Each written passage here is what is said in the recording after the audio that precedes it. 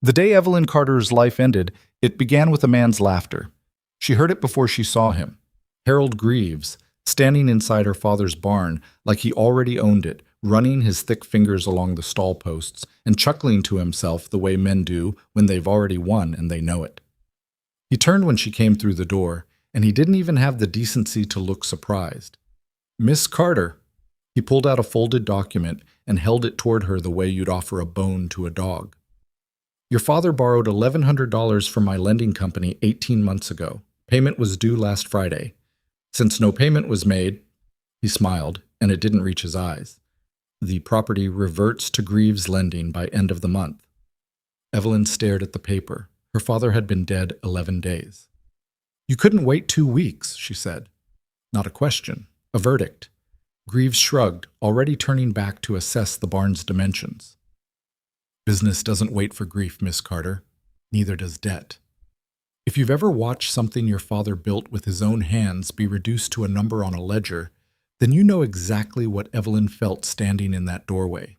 If you've ever been dismissed by someone who had all the power and none of the conscience, then you understand why her hands went still at her sides instead of shaking.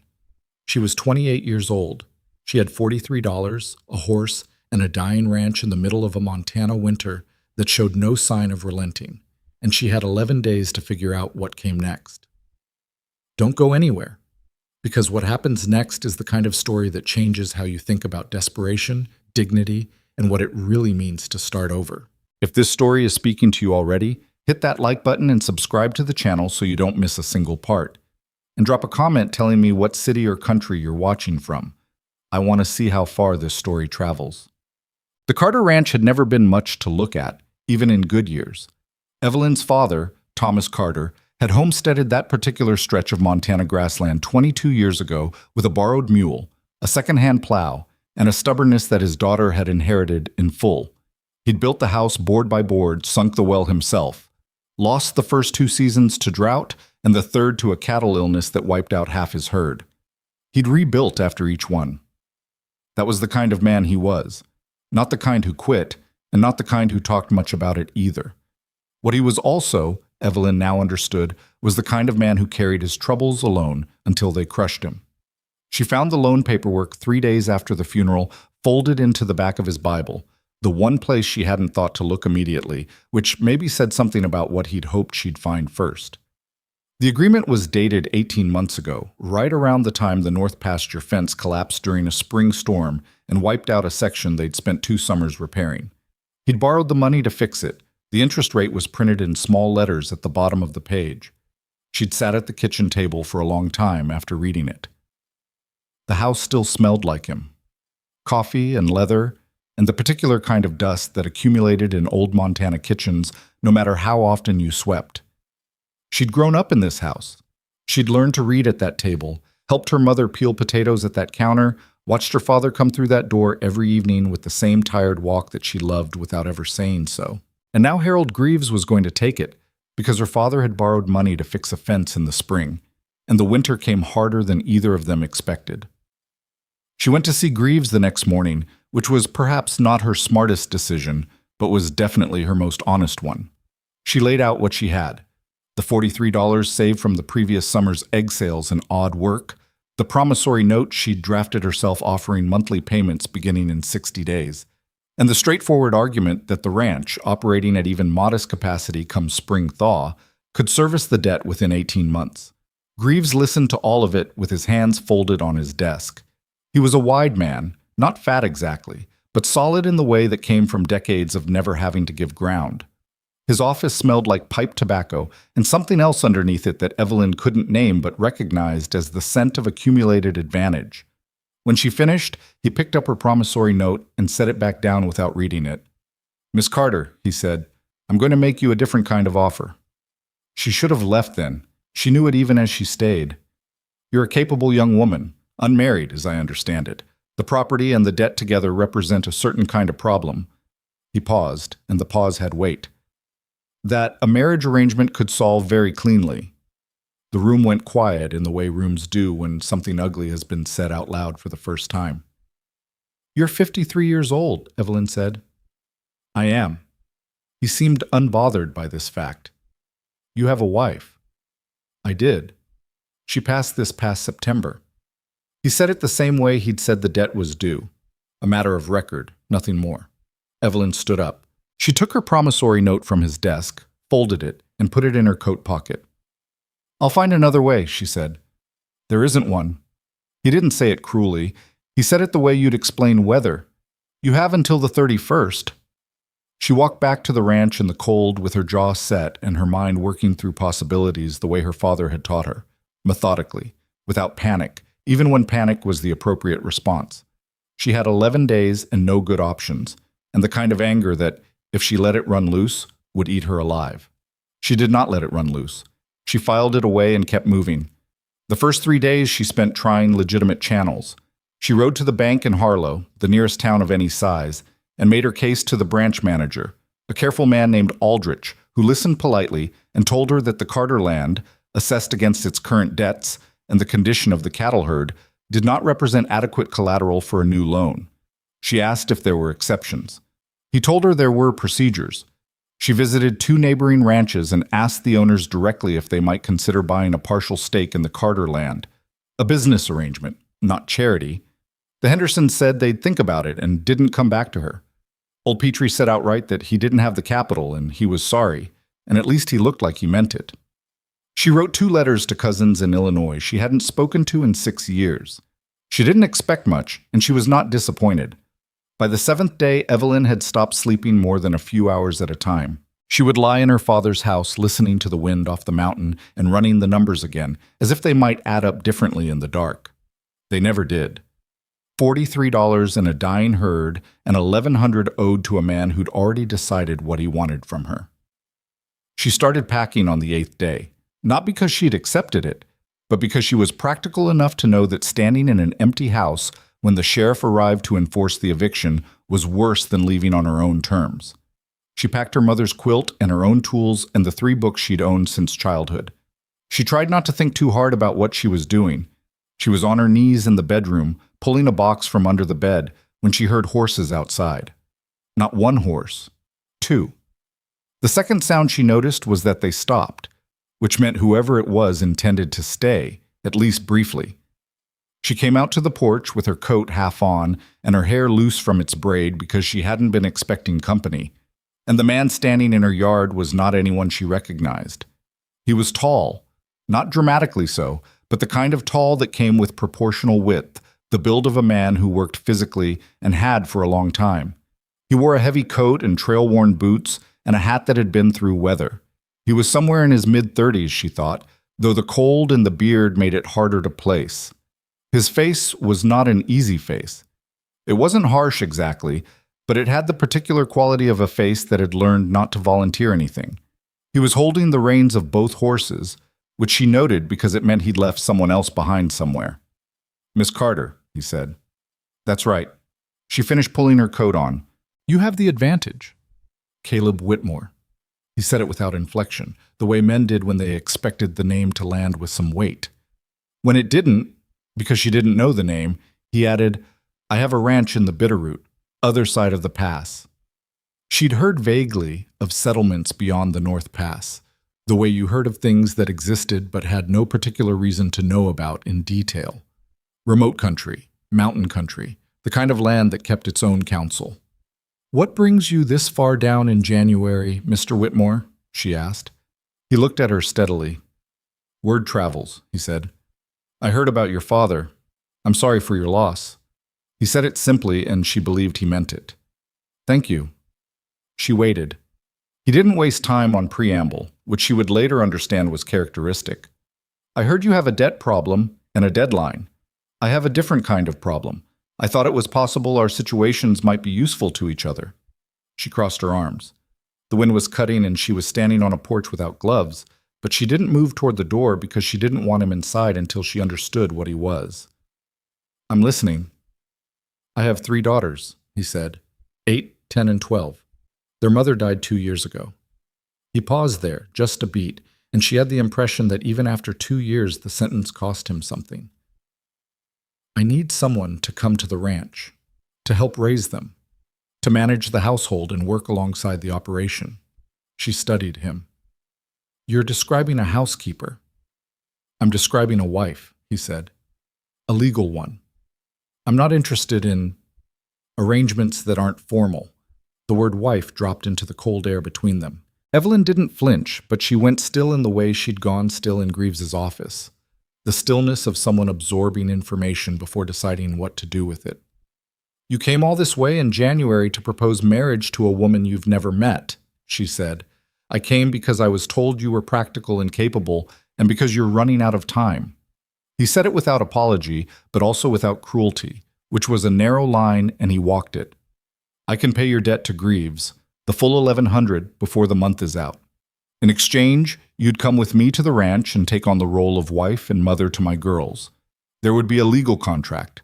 What's mine is yours, protected. If it doesn't work, there are terms. She looked at him for a long moment. Why not hire someone? A governess? A housekeeper? Something shifted in his expression. Not much, but she caught it. I tried that. 3 women in 2 years. The location is difficult. The girls are... He stopped, chose his words. Not easy right now. They need something more than hired. They need permanent. She understood that, at least. She understood what children who'd lost their mother looked like when they tested every adult who came through the door to see how quickly they'd leave. You don't know me, she said. No, he agreed, but I know your father's reputation, and I know what you've done in the last week trying to find another way. That tells me something. She hadn't expected that. You've been watching. I've been asking around. He paused. I'm not trying to buy you, Miss Carter. I know how this sounds. I'm trying to offer you an option that isn't Greaves. She stood in the cold for another moment. Behind her, through the walls she couldn't see but could feel, was everything her father had built. The box she'd been packing was still on the bedroom floor. I'd need to know more, she said, about the ranch, about the girls, about what the contract says. He reached into his coat and pulled out a folded document. Not the way Greaves had done it, like producing a verdict, but quietly, like a man who'd prepared and was now simply presenting what he'd prepared. It's all written down, he said. She took it from him and read it there on the porch in the cold because she didn't want him to see her face while she did it. The language was straightforward, legal but plain. She had a mind for contracts, her father had always said so, and she read it the way he'd taught her, looking for what wasn't said as much as what was. What wasn't said. Any provision about love or affection or obligation beyond the practical.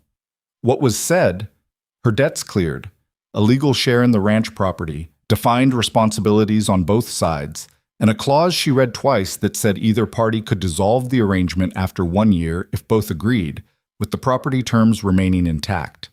It was not a romantic document. It was a serious one. She folded it and held it. The wind came off the mountain.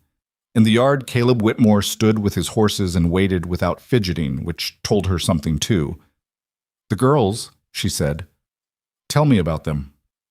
Something in his face changed. Not softened exactly. It was more like a door that had been locked was now unlocked, even if it wasn't open yet. He looked away from her for a moment, out toward the north, which was the direction he'd come from. Adeline is the oldest, he said. She's 12. She'd been the one holding things together since her mother died. More than she should have to. She doesn't trust people who come in trying to fix things. He paused. She'll fight you. I know 12-year-olds, Evelyn said. Not like this one, he said, without pride or defensiveness. Just fact. Mara is 10. She's more fragile. She had a hard time after... She had some illness the winter after her mother died, and she's been scared of things since then, of people leaving, of changes. He stopped again. And the youngest? Josie. She's 8. He was quiet a moment. Josie just wants someone to stay. Those 4 words hit her somewhere she hadn't expected. She felt them. And you? She asked. What do you want, Mr. Whitmore? He looked back at her. His face had that careful quality again. I want my girls to have what I can't give them alone, he said. I'm not asking for more than the contract says. She understood that too. She understood the particular kind of grief that made people want to be precise about what they were asking for, because asking for the wrong things had already cost them too much. She was not a sentimental woman. Her father had raised her practical, and the last 11 days had pressed any remaining softness out of her like water wrung from a cloth. She was 28 years old, and she had $43 in a half-packed box on a bedroom floor. But she also had this: the clear-eyed understanding that there were two kinds of people who might walk away from a situation like hers: the ones who waited for a better option until there wasn't one, and the ones who recognized a real option when it stood in front of them in the cold. "I'll need a day," she said, "to finish what I'm doing here and make arrangements." He nodded. "I'll come back tomorrow morning." "Early," she said. "I want to be through the pass before the afternoon weather." He looked at her. Just a moment, a flicker of something that might have been reassessment. "Early," he agreed. He remounted without ceremony and rode back the way he'd come, and Evelyn stood on the porch watching him go until she couldn't hear the hoofbeats anymore. Then she went back inside and sat down at the kitchen table where she'd learned to read, where she'd eaten 30,000 meals with her parents, where she'd sat 11 days ago with her father's loan paperwork, and understood for the first time how alone a person could be even inside something they loved. She put Caleb Whitmore's contract on the table and looked at it for a long time. Then she went and finished packing, not frantically, steadily, room by room, the way she did most things. She packed what was hers and what was her mother's and what she'd want to have in a place she'd never seen in a life she hadn't chosen. She went to the barn and spoke to the horses and made sure the remaining cattle had enough feed for the neighbors to manage until someone sorted out the debt. She found her father's watch in the bedside table and put it in her pocket. She did not cry. She thought about it. There was a moment in her father's room, with his coat still hanging on the hook and his boots still by the door, when the grief came up hard and fast, and she had to stand very still and breathe through it. But she didn't cry. There wasn't room for it right now. She could feel it waiting, patient and real, and she thought maybe she'd let it have its time once she was through the pass and whatever came next was started. She wrote a letter to old Petrie explaining the cattle situation, and another one to the county land office formally documenting the debt dispute against the Carter property. She wasn't sure the second one would do any good, but her father had believed in paper trails, and so did she. Whatever Greaves did with that land, there would be a record that he hadn't come by it cleanly. By midnight, the house was packed and she had made her peace with it, or the closest thing to peace she was capable of at that moment. She sat at the table once more in the dark and had a cup of coffee and thought about a man who'd ridden through January cold to offer a woman he'd never met a way out that wasn't charity and wasn't surrender. She thought about 3 daughters in a mountain valley she'd never seen. She thought about a ranch she'd be walking into blind, with a contract and $43 and whatever knowledge her father had managed to build into her in 28 years of practical living. She thought about Harold Greaves's face when he'd made his offer, and the particular quality of that smile, and how it had felt to be reduced to a solution to someone else's convenience. She thought, not that, not ever that. She put the coffee cup in the sink and went to bed. When Caleb Whitmore rode back at first light, she was already on the porch with her bags loaded and her horse saddled and her coat buttoned against the cold.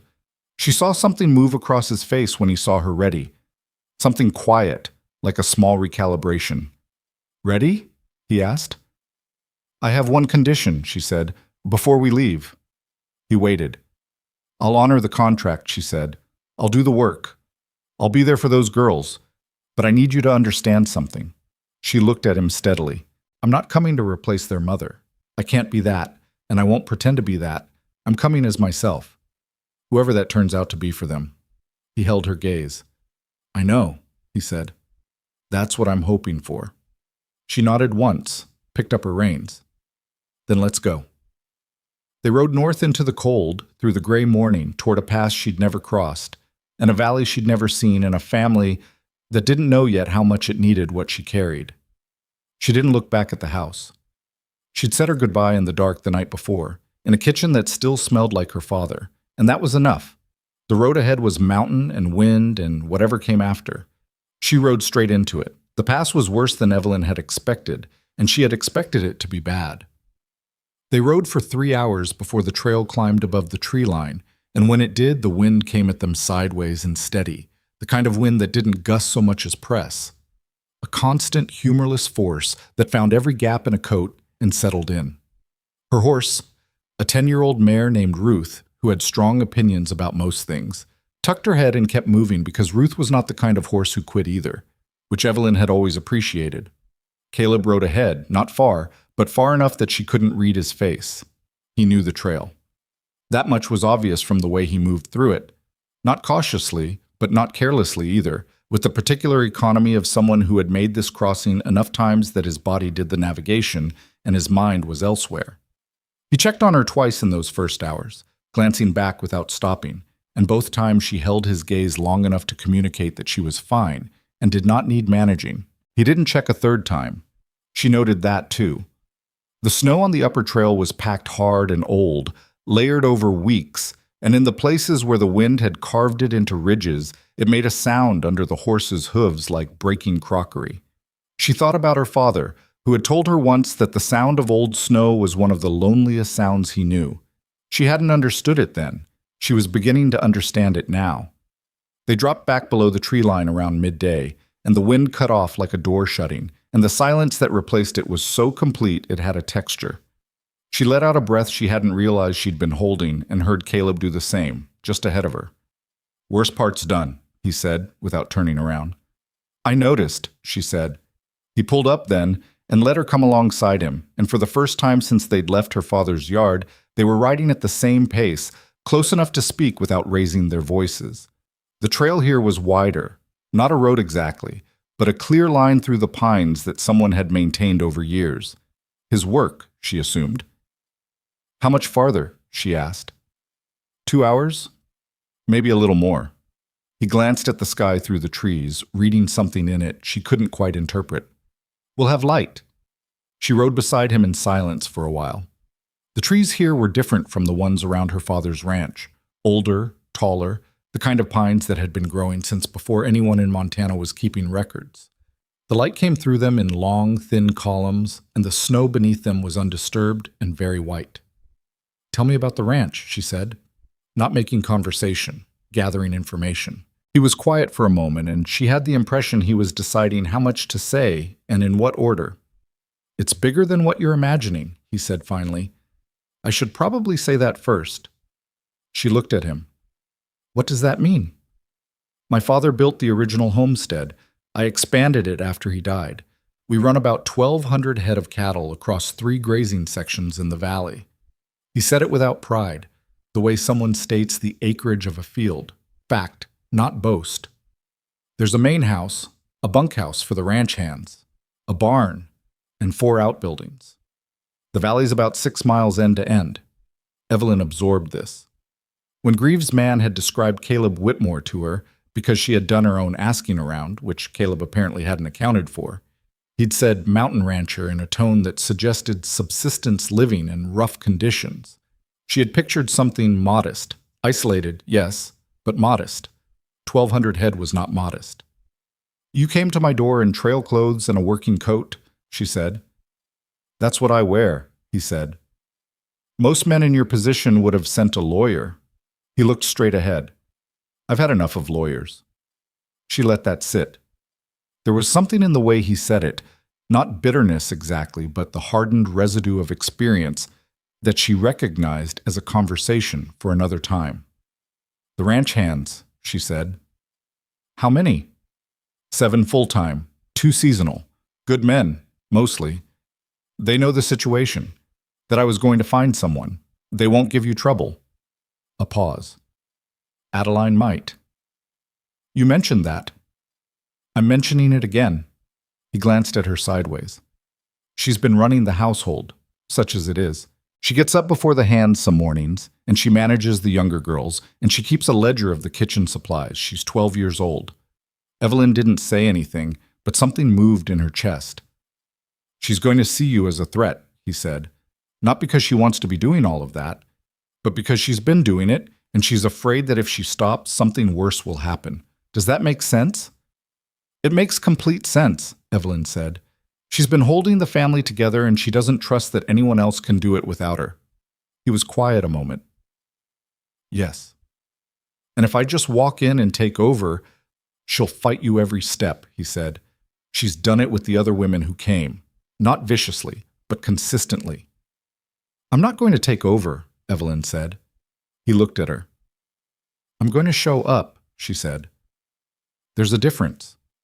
He held her gaze for a moment, then looked back at the trail. He didn't respond to that, but she had the impression it had landed somewhere it didn't expect to. They rode in silence for a while. The trail curved south around a long ridge and then dropped gradually into a valley that opened up in front of them with a suddenness that made Evelyn pull Ruth to a stop without meaning to. It was larger than she'd imagined. The valley floor was broad and white, the snow unmarked except for the dark lines of cattle tracks near the eastern fence, and the smoke rising from two chimneys visible in the distance. The mountains cupped it on three sides, their peaks running together in a long, unbroken line against the winter sky. It was the most isolated place she had ever seen, and also, despite herself, one of the most striking. There it is, Caleb said. He'd stopped too, a few paces ahead of her. She didn't say anything for a moment. Then, you could have told me. Told you what? That it was this. She gestured. The valley, the scope of it, the cattle, the smoke from the chimneys. He looked at it like he always looked at it, which was to say without any particular feeling showing on his face. I told you it was bigger than you were imagining. That's not the same thing as showing me. He considered this. No, he said. I suppose it isn't. He nudged his horse forward. Come on. The ranch hands were the first people she saw up close, and they handled the situation with the particular brand of frontier courtesy that involved looking at everything except the thing you most wanted to look at. Three of them were near the barn when she and Caleb rode in, and they greeted Caleb normally and nodded to Evelyn with their hats in their hands, and one of them, a younger man, maybe 20, with a raw-boned face and ears that stuck out under his hat, said ma'am with such evident sincerity that she almost smiled. Miss Carter, Caleb said, still on his horse, to the older of the three, a man with a gray-shot beard and the build of someone who had started working young and never stopped. This is Owen. He runs the hands. Owen looked at her directly, which she appreciated. Miss Carter, he said. Welcome to the valley. Thank you, she said. I'll want to talk with you about the operation when we're settled. Not today. Owen's eyebrows went up just slightly, and he glanced at Caleb, and Caleb's expression didn't change. Of course, Owen said. They went inside. The main house was large, larger than it appeared from the trail, and it had the quality of a place that had once been cared for and was now being maintained in the way that children maintain things, adequately, but without instinct for the details that made the difference between a house and a home. The floors were clean, the windows were not. The kitchen had what it needed and nothing extra, and the arrangement of things had the slightly haphazard logic of people doing their best without knowing what best looked like in a kitchen. Evelyn took all of this in during the 30 seconds it took to walk from the front door to the center of the main room, because she was a person who observed rather than announced, and she wanted to understand before she was understood. The three girls were in that room. Josie, the youngest, she identified immediately. 8 years old, small for it, with her father's dark hair and the particular watchful stillness of a child who had learned to assess situations before entering them. She was standing near the fireplace, and she was looking at Evelyn with an expression that was mostly curiosity and a small amount of desperate hope, which Evelyn recognized and which cost her something to see. Mara was on the settee, wrapped in a blanket despite the fire's warmth. She was 10, but she looked younger, not in size, but in the quality of her stillness, which was the stillness of someone who had spent time in a sickbed and hadn't quite come all the way back from it yet. She looked at Evelyn with eyes that were her mother's, probably, wide-set and gray, and in them Evelyn could see something working. Not hostility, but a measuring that was almost worse than hostility because it was so plainly about loss and the fear of more of it. Adeline was standing by the window, 12 years old and already carrying herself with the self-containment of someone 15 years older. She was the tallest of the three, her father's height in her, and she had her hair pinned back in a way that was almost severe, a practical arrangement that had nothing to do with vanity and everything to do with efficiency. She was watching Evelyn with the particular stillness of a person who had decided to observe before committing to any response, which was, Evelyn thought with a flicker of something unexpected, exactly what she herself had just been doing. Caleb cleared his throat. Girls, this is Miss Carter. He paused. She'll be staying with us. Nobody said anything for a moment. Then Josie, who apparently had not yet learned to suppress her impulses, said, Are you going to be our mother? The question landed in the room like something dropped. Mara looked at her lap. Adeline's jaw tightened almost imperceptibly. Caleb went very still. Evelyn looked at Josie directly. No, she said simply and without apology. I'm not your mother. I'm someone new. I don't know yet exactly what that means, and neither do you, and that's all right. She paused. My name is Evelyn. You can call me that if you want. Josie considered this with the grave seriousness of an 8-year-old processing a complicated situation. Can I show you my room? She asked. Adeline said flatly, She hasn't even put her things down, Josie. I don't mind, Evelyn said. Adeline looked at her then, really looked at her, for the first time directly. It was a look that had assessment in it, and underneath the assessment something else. Something that Evelyn recognized as grief, trying to disguise itself as suspicion. She held the girl's gaze without challenge and without warmth exactly, just steadiness, and after a moment Adeline looked away. The room at the end of the hall is made up, Adeline said to no one in particular. I did it yesterday. Thank you, Evelyn said. Adeline shrugged, a gesture that was trying to say it didn't matter, and went back to looking out the window. Josie showed her the room anyway, trailing along beside her down the narrow hall with the focused energy of a child who had attached herself to a new thing and wasn't letting go. The room was plain and clean, a bed and a chest and a window that looked out toward the eastern ridge. Someone, Adeline, Evelyn was certain, had put a folded cloth on the foot of the bed with a care that was almost painful in its precision. This was the guest room, Josie said. We don't have guests usually. I imagine not, Evelyn said. She set her bag down on the chest. Josie watched her. Where did you come from? South of here, a ranch my father had. Did your father come too? No, Evelyn said. He died. Josie absorbed this with the directness that young children had with death, the way they looked at it without the protective flinching that adults developed. Our mother died, she said. I know, Evelyn said. I'm sorry. It was 2 years ago, Josie said. Adeline says we're not supposed to talk about it all the time because it makes Papa sad. Evelyn thought about that. A 12-year-old deciding what the family was allowed to say, carrying that weight, believing that managing everyone's grief was her job. You can talk to me about it, she said. If you want to, I won't be sad in the same way. Josie looked at her for a long moment. Then she reached out and touched the sleeve of Evelyn's coat very briefly, the way children did when they wanted to confirm something was real. She didn't say anything. She went back out to the main room. Evelyn stood in the quiet of the room that was now hers and let the day settle over her. She was 3 hours from everything she had ever known, in a house belonging to a man she'd spoken to twice, with 3 children she'd just met in a valley outside the window that she'd be learning from the ground up, and $43 in her coat pocket that would soon be irrelevant because a debt she hadn't made was being paid by a stranger on the other side of a contract she'd signed the night before in her father's kitchen. She thought, this is real. Whatever else it is real. She hung her coat on the hook behind the door and went back to the kitchen to see what needed doing. What needed doing, it turned out, was supper, and supper revealed the first real fault line. She found Adeline already in the kitchen, had, she suspected, gone there specifically to be there first, moving through the preparation of a meal with the efficiency of someone who had been doing it long enough that she didn't need to think about the steps. She was making stew, working from memory or habit, and she didn't look up when Evelyn came in. Evelyn did not try to take over. She stood in the doorway for a moment, reading the kitchen the way she'd read the contract, looking for what was there and what wasn't. Can I help with anything? She asked. It's fine, Adeline said. Not rude, just closed. All right.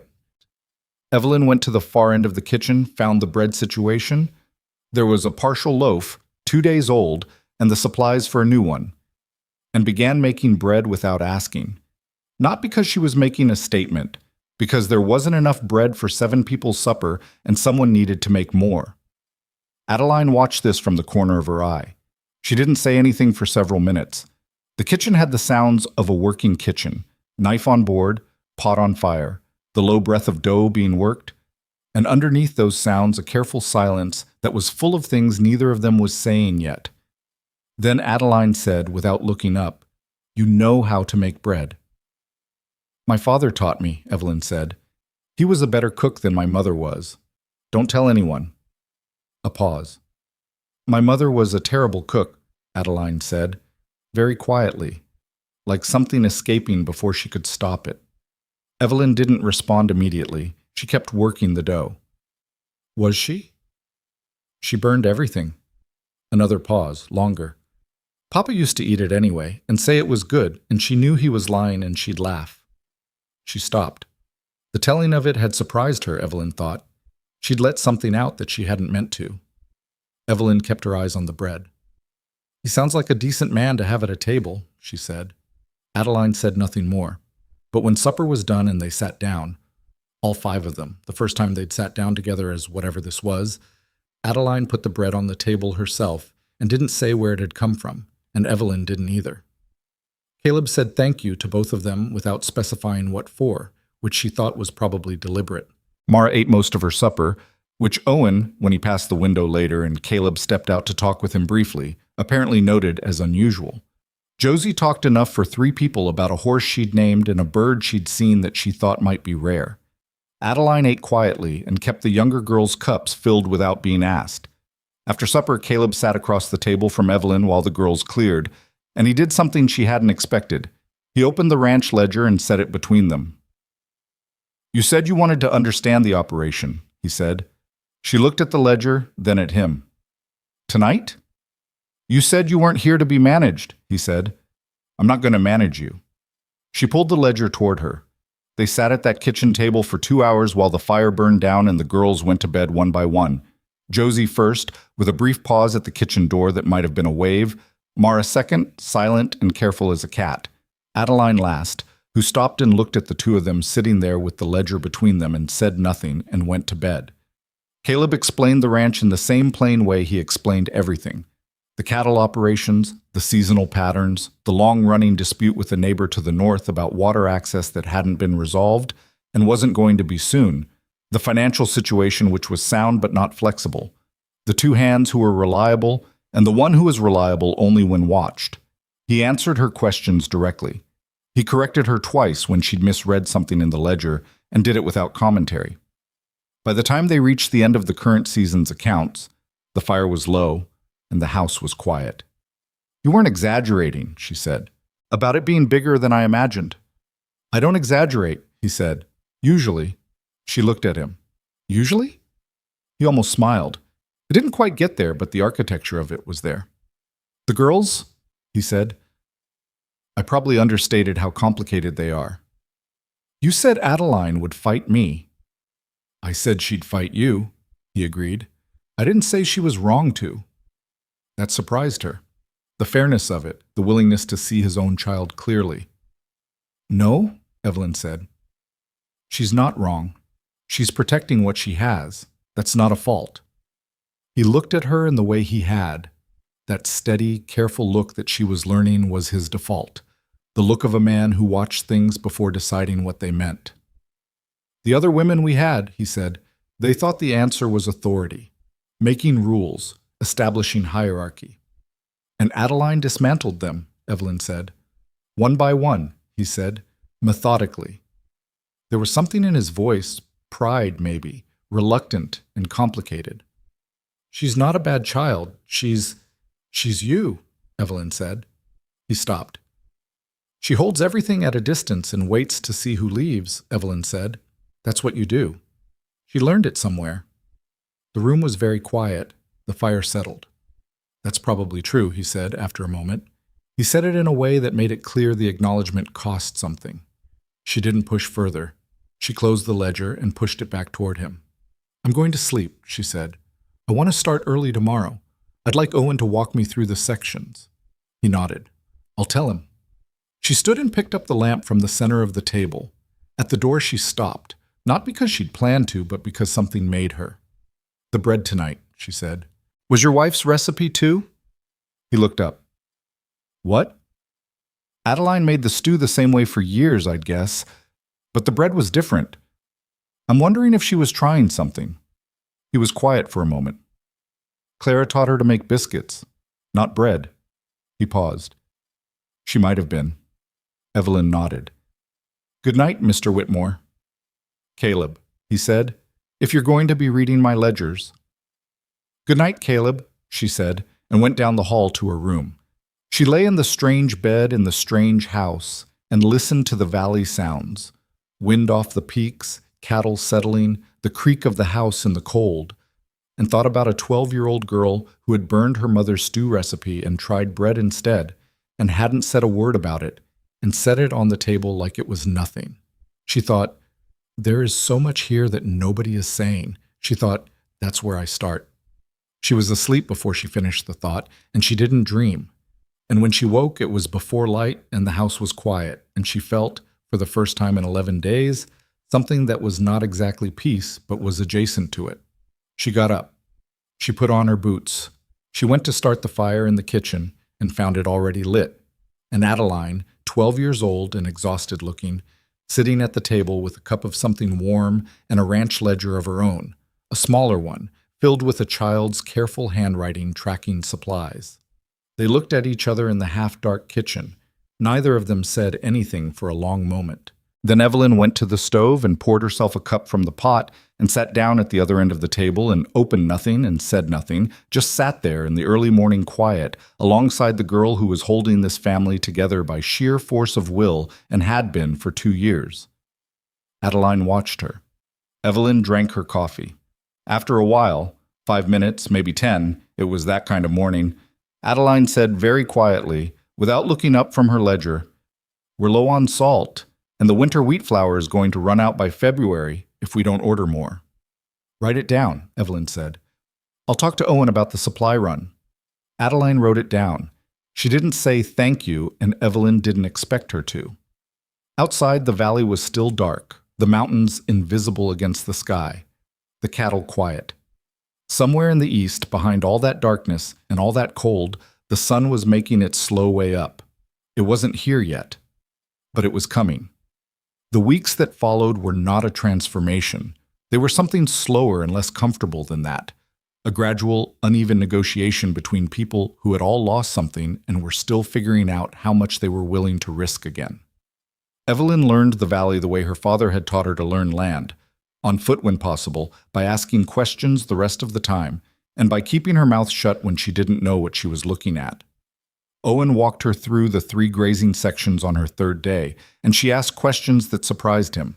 Not soft questions, not polite ones, but the kind that came from someone who had grown up watching a man manage a ranch alone and had absorbed more than she'd realized. How long had the north section been rotating? Was the fence dispute with the neighbor to the north affecting their access to the creek water in spring? When had they last lost cattle to the mountain weather and how? Owen answered all of it, and by the time they came back in for midday, something had shifted between them. Not friendship exactly, but a working respect, the kind that mattered more in practice than friendship did. Caleb noticed. He didn't say anything about it, but she saw him watch Owen that evening in the way he watched things when he was recalibrating. The kitchen remained the most complicated ground. Not because of any open conflict. Adeline was too controlled for open conflict. It was subtler than that. The girl had a system, and the system worked. And she guarded it the way a person guards something they built during a crisis and have come to depend on for more than its practical function. The supply ledger, the meal rotation, the particular way she arranged the kitchen stores. Evelyn touched none of it without asking first, and she asked rarely. Instead, she found the gaps, the things that weren't being done not because Adeline had decided against them, but because a 12-year-old couldn't do everything. And she filled them quietly. She repaired the window seal in Mara's room that was letting in the cold. She organized the medical supplies, which were adequate in some respects and alarming in others, and added to the list she was building for the next supply run. She learned which of the hands took their coffee which way, and started having it ready before they came in from the morning check, which was a small thing, but the kind of small thing that accumulated into something real. Josie followed her through most of it. The youngest had attached herself to Evelyn with the unembarrassed directness of a child who had decided she was trustworthy and was now conducting the full investigation. She talked constantly about her horse, about a fox she'd seen near the south fence, about what she remembered of her mother, which was less than she wanted and more than she could always hold without it hurting. She talked the way children talked when they had been quiet for too long, in rushing, associative streams that sometimes circled back to things she'd said 20 minutes earlier, and sometimes arrived at something that stopped Evelyn in her tracks. Adeline cried once, Josie said one morning, out of nowhere, while Evelyn was mending a split in the barn door hinge. When Mama died. But only once. And then she stopped, and she said we had to keep going. Evelyn kept working the hinge. That's hard, she said, to decide that. She was 10, Josie said. I was 6. I didn't understand why she stopped crying. I thought she didn't miss Mama. She missed her, Evelyn said. She just thought someone had to stay standing. Josie was quiet for a moment. Did you ever have to do that? Stay standing when you wanted to fall down? Evelyn thought about 11 days and $43 and a half-packed box on a bedroom floor. Yes, she said, I have. Josie nodded, as if this confirmed something important. She handed Evelyn the next tool without being asked, because she'd been watching long enough to know what came next. Mara was the one Evelyn worried about most, quietly and without showing it. The girl moved through the house like someone trying not to disturb anything. She spoke little, ate carefully, spent most of her time near the fire with a book or a piece of needlework. She seemed to make very slow progress on. She was not unkind to Evelyn. She said please and thank you. She responded to questions. She had a small, genuine laugh that appeared occasionally and then disappeared quickly, as if she was surprised by it. But she held herself at a distance that was different from Adeline's distance. Adeline's was a wall she'd built. Mara's was more like a glass panel. You could see her clearly, and she could see you, but she wouldn't let anything through. Evelyn understood what Caleb had meant about the illness. Children who had been very sick, who had spent real time wondering at some animal level if they were going to recover, came back to the world with a particular kind of caution built into them. They watched. They calculated risk before moving. They loved carefully, if they loved at all, because they had learned that their own bodies could betray them without warning, and they'd extended that lesson outward to everything else. She didn't push Mara. She didn't try to be warm in a way that demanded warmth back. She just made sure the girl was warm enough, ate enough, and knew where Evelyn was in the house at any given time without making it obvious that she was tracking it. Twice she found Mara standing in the hallway outside her room late at night, not doing anything, just standing there in the dark. The first time she pretended not to see. The second time she said quietly, "Can't sleep?" And Mara said no, and Evelyn said, "Come on then." And they sat in the kitchen with warm milk until Mara's shoulders came down from around her ears. And then Evelyn walked her back to her room and said goodnight and didn't make it into a thing. In the morning, Mara said nothing about it. Evelyn said nothing about it. But something had shifted, small and fragile and real. 6 weeks in, Caleb asked her how she thought it was going. They were in the barn. He was working with one of the horses that had developed a hitch in her gait, and Evelyn had come in to check the feed inventory, and the question came out sideways, not looking at her, the way he asked things he actually cared about. "Honestly?" she said. "Always," he said. "Adeline is the one I'm most worried about," she said. "Not because she's hostile. She's not hostile. She's managing everything all the time, and she's doing it because she's afraid of what happens if she stops. That's not a 12-year-old problem. That's a wound." He was quiet for a moment, his hand still on the horse's leg. "I know. She needs to be 12, Evelyn said. She needs someone to tell her she doesn't have to hold it all together. I've told her." "With respect," Evelyn said, "I don't think you have. I think you've told her you're proud of her, which is different." He looked at her then. The barn was cold and the light was gray and thin, and he had the look of a man who had just been told something accurate that he didn't want to be accurate. "That's fair," he said after a moment. She nodded and went back to the inventory. He went back to the horse. After a minute, he said without looking up, "What about Mara?" "Mara's getting better," she said, slowly. "She's watching to see if I'm going to disappear." "And Josie?" "Josie is fine," Evelyn said. "Josie decided I was all right somewhere around day 2. Something in his voice shifted, almost amusement, low and careful.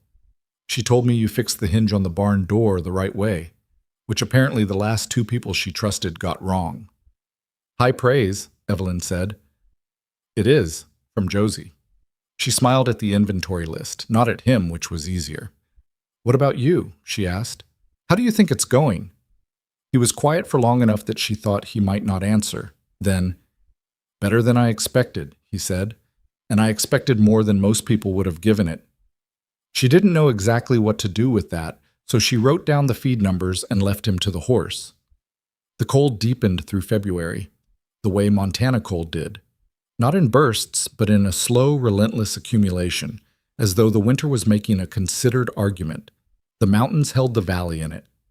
Some mornings the air was so clear and still that sounds carried strange distances, and she could hear the cattle moving on the eastern section from the kitchen window. It was on one of those mornings, a Thursday in the second week of February, that everything changed. Evelyn was at the stove when Adeline appeared in the kitchen doorway with a look on her face that Evelyn had not seen before. The girl was controlled in everything. It was her defining characteristic, the armor she'd built. And what was on her face now was not controlled. It was frightened. "It's Mara," she said. The word hit Evelyn in the chest, and she was already moving before the next one came. Mara was in her bed, and the fever was high enough that Evelyn could feel the heat radiating before she put her hand to the child's forehead.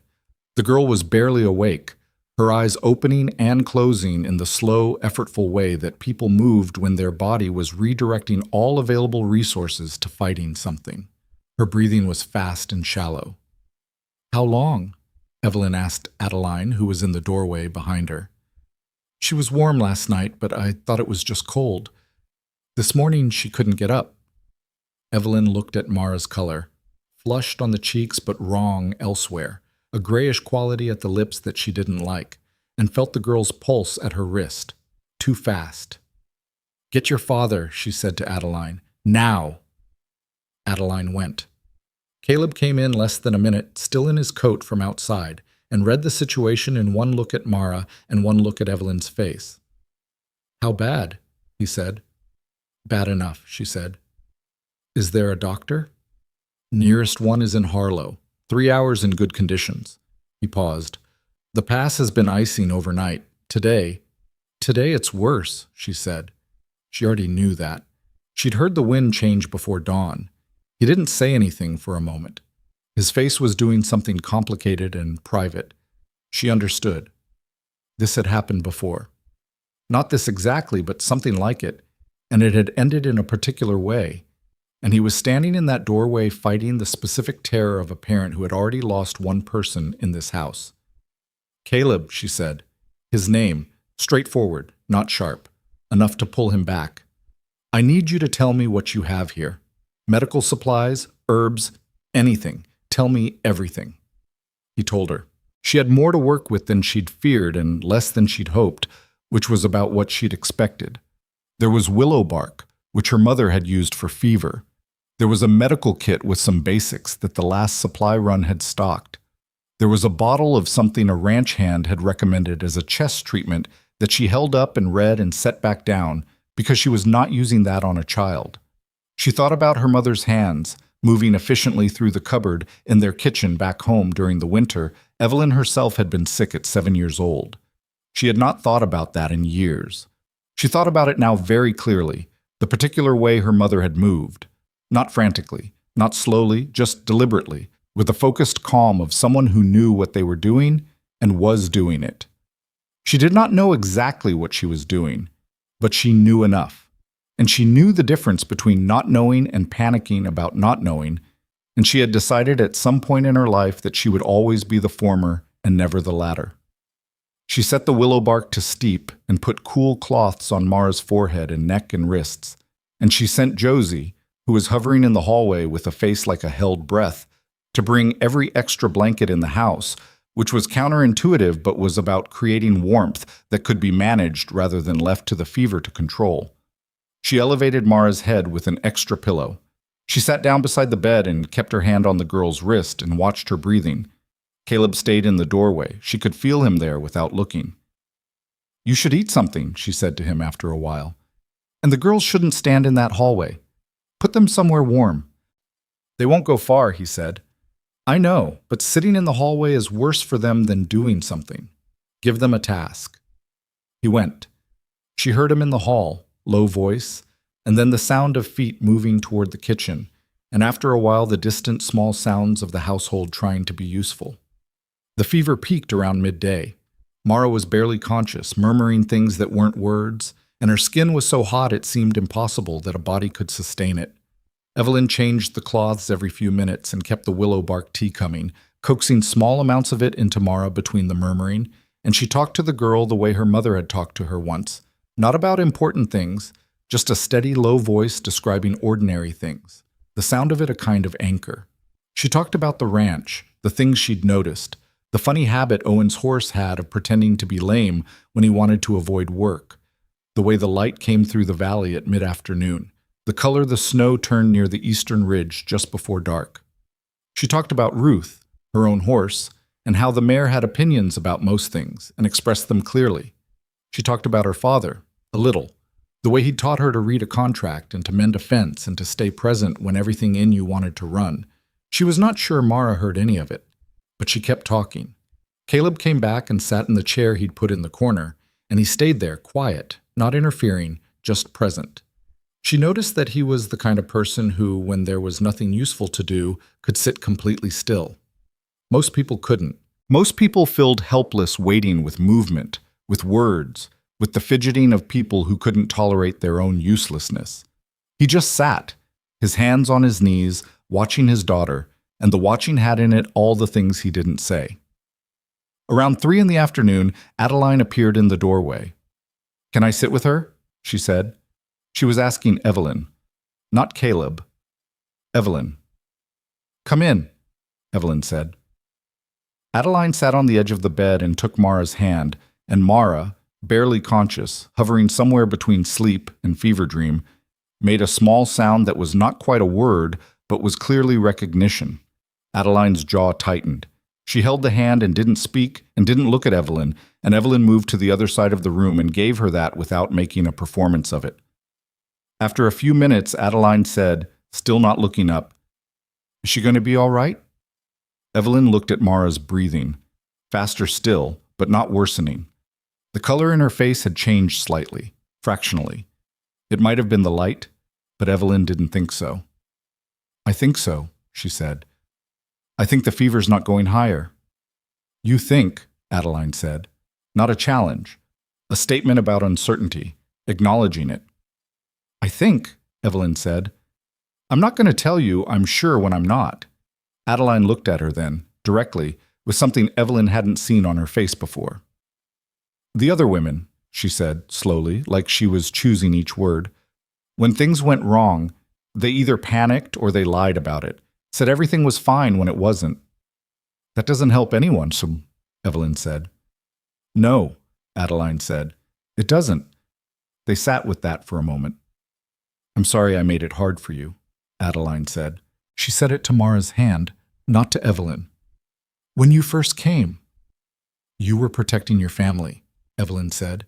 "You didn't do anything wrong." "I was—" Adeline stopped. Something was working in her face, something that cost her, and Evelyn recognized it because she'd felt it herself in her father's kitchen, the moment when something you've been holding very tightly starts to release, and you don't know yet if you can stand it. "I was scared," she said finally. "Not that you'd take over. Not that you'd change things." She looked up, and her eyes were bright in a way that had nothing to do with the room's light. "I was scared you'd leave, like everyone leaves, and then we'd be worse off than before because we'd gotten used to you." The room was very quiet. Evelyn moved to the edge of the bed and sat down on Mara's other side, facing Adeline across the girl between them. She didn't reach out, and she didn't make it soft, and she didn't look away. "Adeline," she said, I signed a contract and I rode through a January pass and I unpacked my mother's quilt in that room down the hall. I'm not going anywhere. Contracts can be broken, Adeline said. They can, Evelyn said. I'm not telling you to trust me because of a piece of paper. I'm telling you because… She stopped, thought about how to say the true thing accurately. Because I've seen what you've been carrying, and you shouldn't have to carry it alone anymore. And I'm here. That's all I can give you right now. I'm here. Adeline's face did something complicated and young and real, and she looked back down at Mara's hand, and a single tear moved down her face that she didn't wipe away, which told Evelyn it was the first one in a long time, and she didn't quite know what to do with it. Caleb, in the corner, was looking at the window with his jaw set, and Evelyn didn't look at him directly because she understood the privacy of certain kinds of pain. The fever broke just after dark. Not dramatically, not the way fevers broke in stories, in a sudden wash of sweat and relief. It broke slowly, the way it had built, with Mara's temperature dropping by degrees over the course of an hour until Evelyn put her hand to the girl's forehead and the heat was there but manageable, a sick child's fever instead of a dangerous one. Mara opened her eyes properly for the first time in hours and looked at the ceiling and then looked at Adeline and said, in a voice that was thin and rough, "You're still here." "Obviously," Adeline said, and squeezed her hand too hard, which Mara didn't complain about. Then Mara turned her head and looked at Evelyn, who was standing on the other side of the bed, still holding a cloth that she'd forgotten to put down. The girl looked at her for a long moment with those wide gray eyes, and in them Evelyn could see the fever's fog, but also underneath it something clearer, an awareness, a recognition, a question that was also maybe an answer. "You stayed," Mara said. "I stayed," Evelyn said. Mara closed her eyes again. "Okay," she said, very quietly, like something had been settled, like she'd been waiting for a long time for the answer to that particular question and had finally gotten it. Josie appeared in the doorway approximately 30 seconds later because she had clearly been listening from 6 inches outside of it, and she looked at her sister and then at Evelyn and said, "Is she better?" with the urgency of someone who has been containing themselves at considerable personal cost. "She's better," Evelyn said. "She needs sleep." Josie came in anyway and sat at the foot of the bed, and apparently decided that watching Mara sleep was the most important thing happening in the world, so that was where she was going to be. Caleb waited until both girls had settled before he spoke. He was standing now, no longer in the chair, and he looked at Evelyn across the room, with the kind of look that didn't have words readily available to it. "I need to check the east fence before dark," he said. "Owen was going to…" "Go," Evelyn said. "We're all right." He went. But at the door he stopped, with his back to her, and said something she had to listen carefully to hear. "Thank you." Just that. 2 words, very quiet, and then he was gone. She stood in the room with the 3 girls, Mara breathing steadily in the bed, Josie at the foot of it, and Adeline still holding her sister's hand on the other side. And she felt, for the first time and she couldn't remember how long, that she was exactly where she was supposed to be. Not because it was peaceful. It wasn't, particularly. There was still a sick child in the bed and a cold that wasn't letting up and a dozen things to do before morning. But because it was real. Because she was needed, specifically and genuinely, not as a transaction or a solution to someone's problem, but as a person with hands and knowledge and the capacity to sit beside someone through the hardest hours. She put the cloth down. She pulled the chair Caleb had vacated close to the bed and sat in it. "Someone should read to her," she said. "Do you have a book?" Josie was up and out of the room before she finished the sentence. Adeline looked at Evelyn across Mara's sleeping form. The tears were gone. Her face was something Evelyn hadn't seen before on it. Not the controlled, managing expression of a 12-year-old running a household, and not the defended look of a child waiting for people to leave. It was something simpler and younger and more tired. It was just Adeline without the armor, for maybe the first time. "The salt and flour I told you about," she said. "I can make the list longer, if you want. There are other things we need." "Write them all down," Evelyn said. Everything. Adeline nodded. She looked at Mara a moment longer. Then she said, very quietly, almost to herself, "She always does this in winter. Gets sick, I mean. Every winter since Mama died." "I know," Evelyn said. "We'll be ready next year." Adeline looked up at the words next year, the assumption in them, the simple forward-looking weight of it. "Okay," she said at last. Just that. One word, like her sister's, like a door that had been locked a long time finally making the sound of being unlocked. Josie came back with the book. It was worn, the cover creased, the kind of book that had been read so many times it fell open to certain pages on its own. She handed it to Evelyn without ceremony and climbed back to her spot at the foot of the bed. Evelyn looked at the cover, a collection of stories, the kind her own mother had read to her. She opened it where it wanted to open, which was to the middle, which seemed right. She began to read. Her voice was not a performance voice. It was the kind of reading voice that came from someone who had been read too well, that made the words feel like something being shared rather than delivered. Adeline didn't leave. She stayed in her chair with her sister's hand and listened, and after a while her posture, which had been straight as a board since the day Evelyn had arrived, shifted incrementally, almost invisibly, toward something less rigid. Outside, the cold held the valley, and the mountains held the cold, and the wind moved over all of it with the blind indifference of wind, not caring what happened underneath it. But underneath it, in a bedroom lit by lamplight, something was happening that was quieter and more stubborn than the cold. A family, 4 people in 3 chairs and a bed, making its slow and imperfect way back toward itself. Evelyn read until Mara was deeply asleep and Josie was half asleep at the foot of the bed, and Adeline was sitting in her chair not quite sleeping, but not quite awake.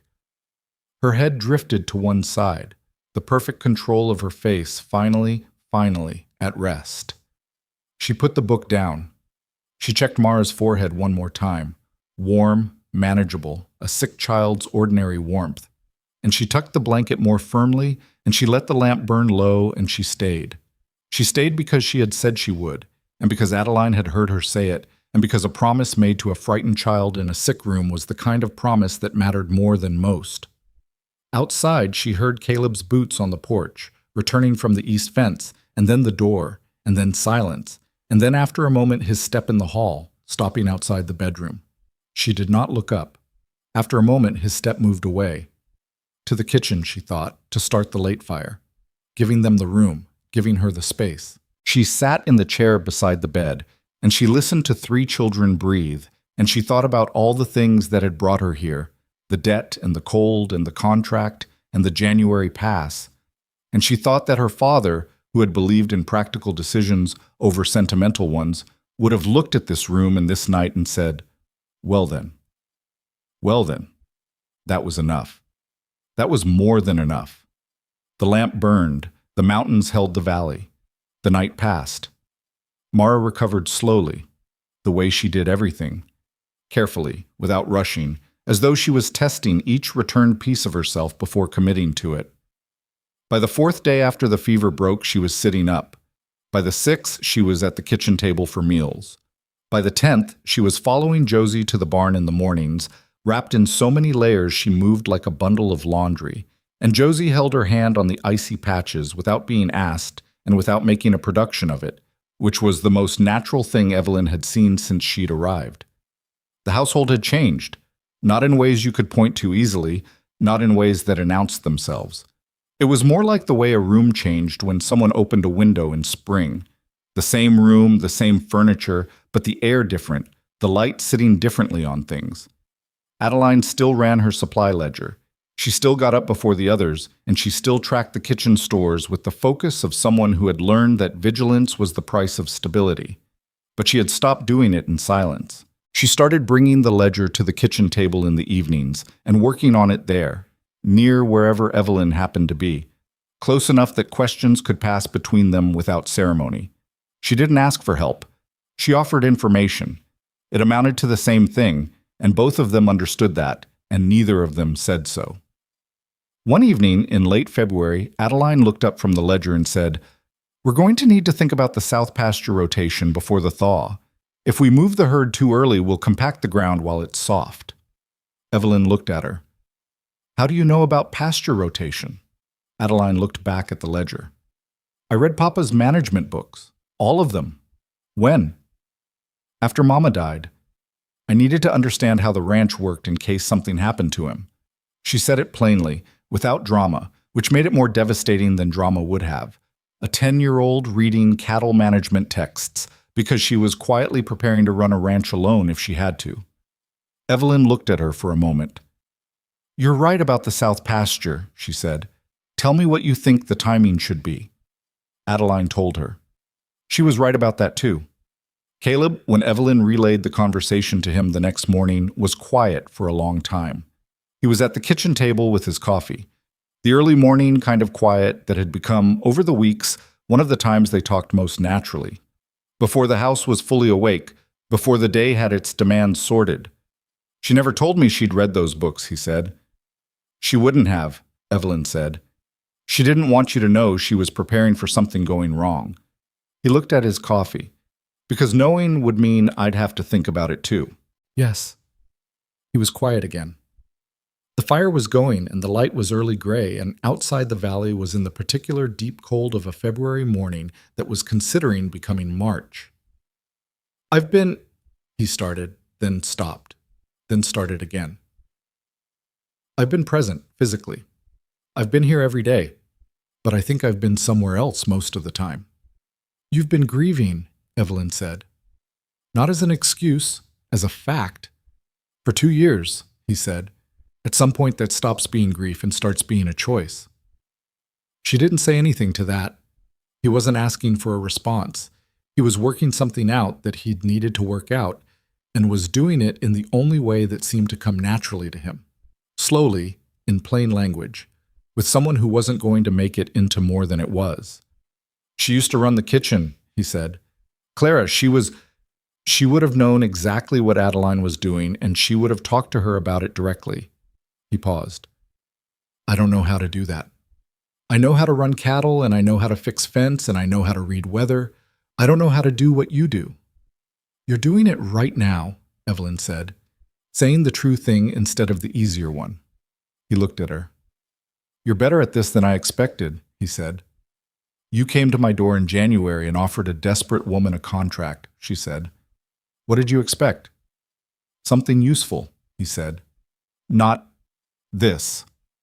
She wasn't entirely sure what this meant, and she didn't ask, because the morning was good and uncomplicated, and she had learned that there were moments better left with their meaning undetermined. Spring came to the valley the way spring came everywhere in Montana. Grudgingly, in starts and false promises, 2 days of warmth followed by a reminder that the mountains made the rules. The snow in the lower sections began to pull back from the fence lines in March, and by early April the south pasture showed bare ground in patches, and Adeline monitored it with the diligence of a land manager 3 times her age, and gave Owen her rotation recommendation with the gravity of someone delivering a legal brief. Owen, to his credit, took it seriously. He conferred with Caleb, who conferred with Evelyn, who said she thought Adeline was right, and they moved the rotation back 2 weeks, and the south pasture came through the thaw better than it had in 3 years, which Owen mentioned to Caleb with some emphasis, and Caleb mentioned to Adeline at supper, and Adeline said, I know, with complete composure. But when she thought no one was looking, she had the expression of someone who had done a quiet, significant thing and was privately, carefully pleased about it. Josie noticed. Josie noticed everything. She elbowed Evelyn in the ribs at the table and mouthed something that was probably she's happy, and Evelyn pressed her foot down on Josie's under the table, which meant not a word, and Josie pressed back, which meant, I know, but look, and Evelyn looked, and she thought, yes, look at that. Mara, in the way of someone who had been still for a long time and was ready to be in motion, emerged from winter like a plant that had been conserving everything for spring. She started going to the barn with real regularity, and it turned out she had a steadiness with animals that surprised everyone except herself. The 2 youngest ranch horses, which had been difficult since they arrived, settled under her hands in a way that made Owen stop and watch one afternoon with an expression of genuine puzzlement. She's good, he said to Evelyn, standing at the barn door. She's patient, Evelyn said. She understands things that need time. Owen glanced at her sidelong. "So do you," he said. Just that, and went back to work. She carried that quietly for the rest of the day. The contract between her and Caleb had said 1 year. She had not thought about that provision in weeks. Had not thought about it, she realized, since somewhere around the night of Mara's fever. It had simply stopped mattering in the way that things stopped mattering when real life moved in and took up the space where theoretical considerations used to live. She thought about it in April, sitting on the top fence rail of the south pasture watching the cattle work the fresh grass. Because April was the kind of month that made you take stock of things whether you wanted to or not. She thought, I arrived here with $43 and a horse and someone else's debt paid and a contract with an exit clause. She thought, look at what is here now. What was here now was harder to name than to feel. A household that functioned not because one person was running it, but because several people were contributing to it and had worked out, imperfectly and slowly, how to do that alongside each other. 3 girls who were in different stages of learning how to be children again instead of soldiers. A ranch that was entering its spring season in good condition with solid plans and a south pasture that had come through the thaw right. And Caleb, who was harder to name than the rest. He was not a changed man. She didn't believe in changed men, not in the dramatic sense that stories sold. He was the same man who had ridden south in January with a contract in his coat pocket and a face that gave nothing away, careful, self-contained, deliberate in everything. But something in him had shifted, gradually and without announcement, the way ground shifted in a thaw. He asked for her opinion on the ranch more consistently now, not as a courtesy, but as a genuine consult, and he listened when she pushed back, which she did sometimes because she had opinions, and he had been wrong about the North Section water management, and she had said so. He'd looked at her for a long moment, and then looked at the records and said she was right.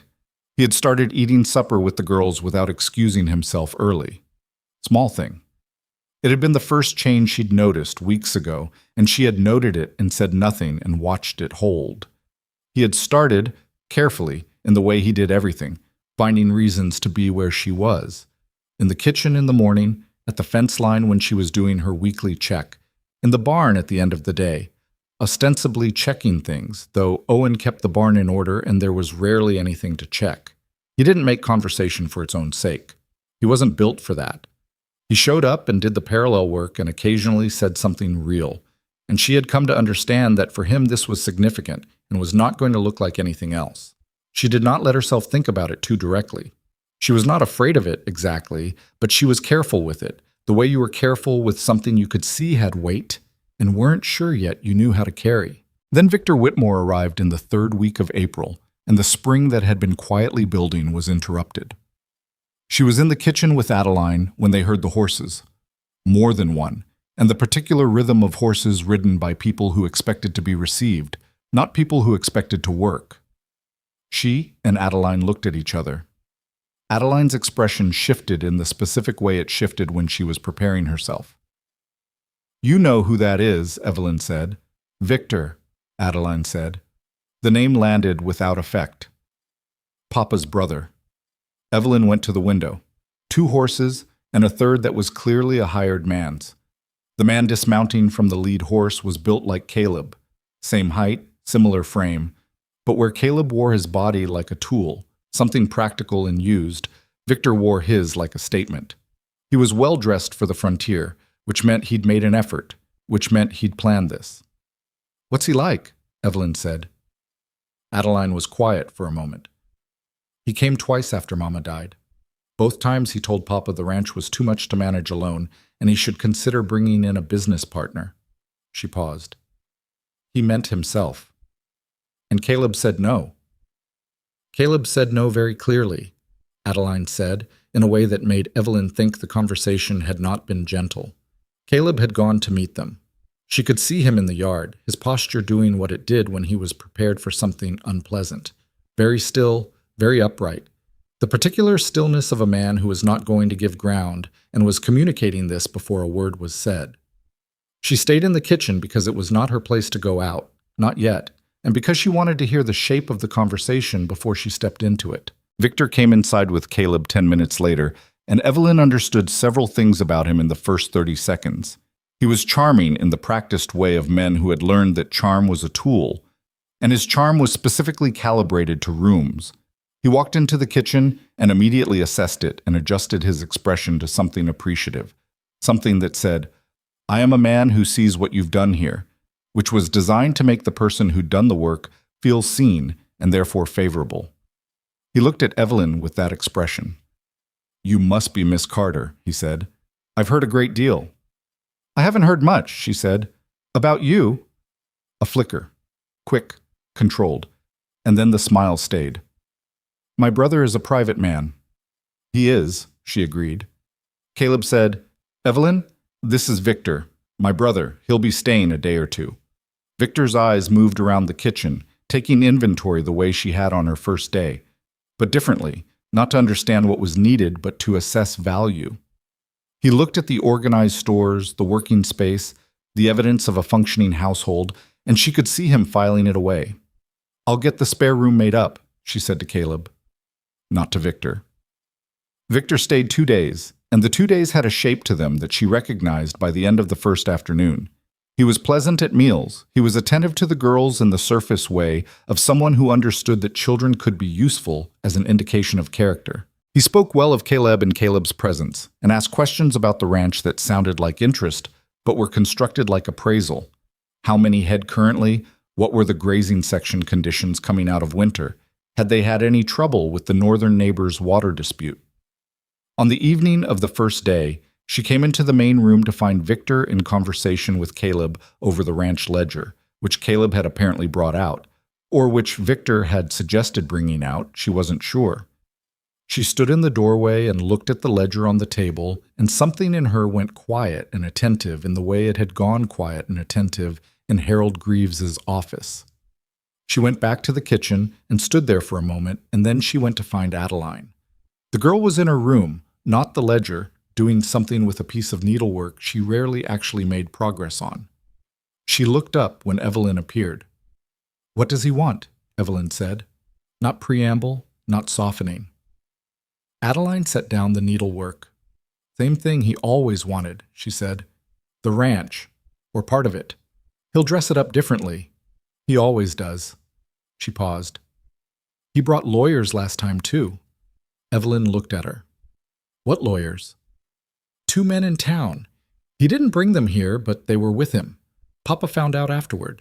Adeline's jaw set in a way that was entirely her father.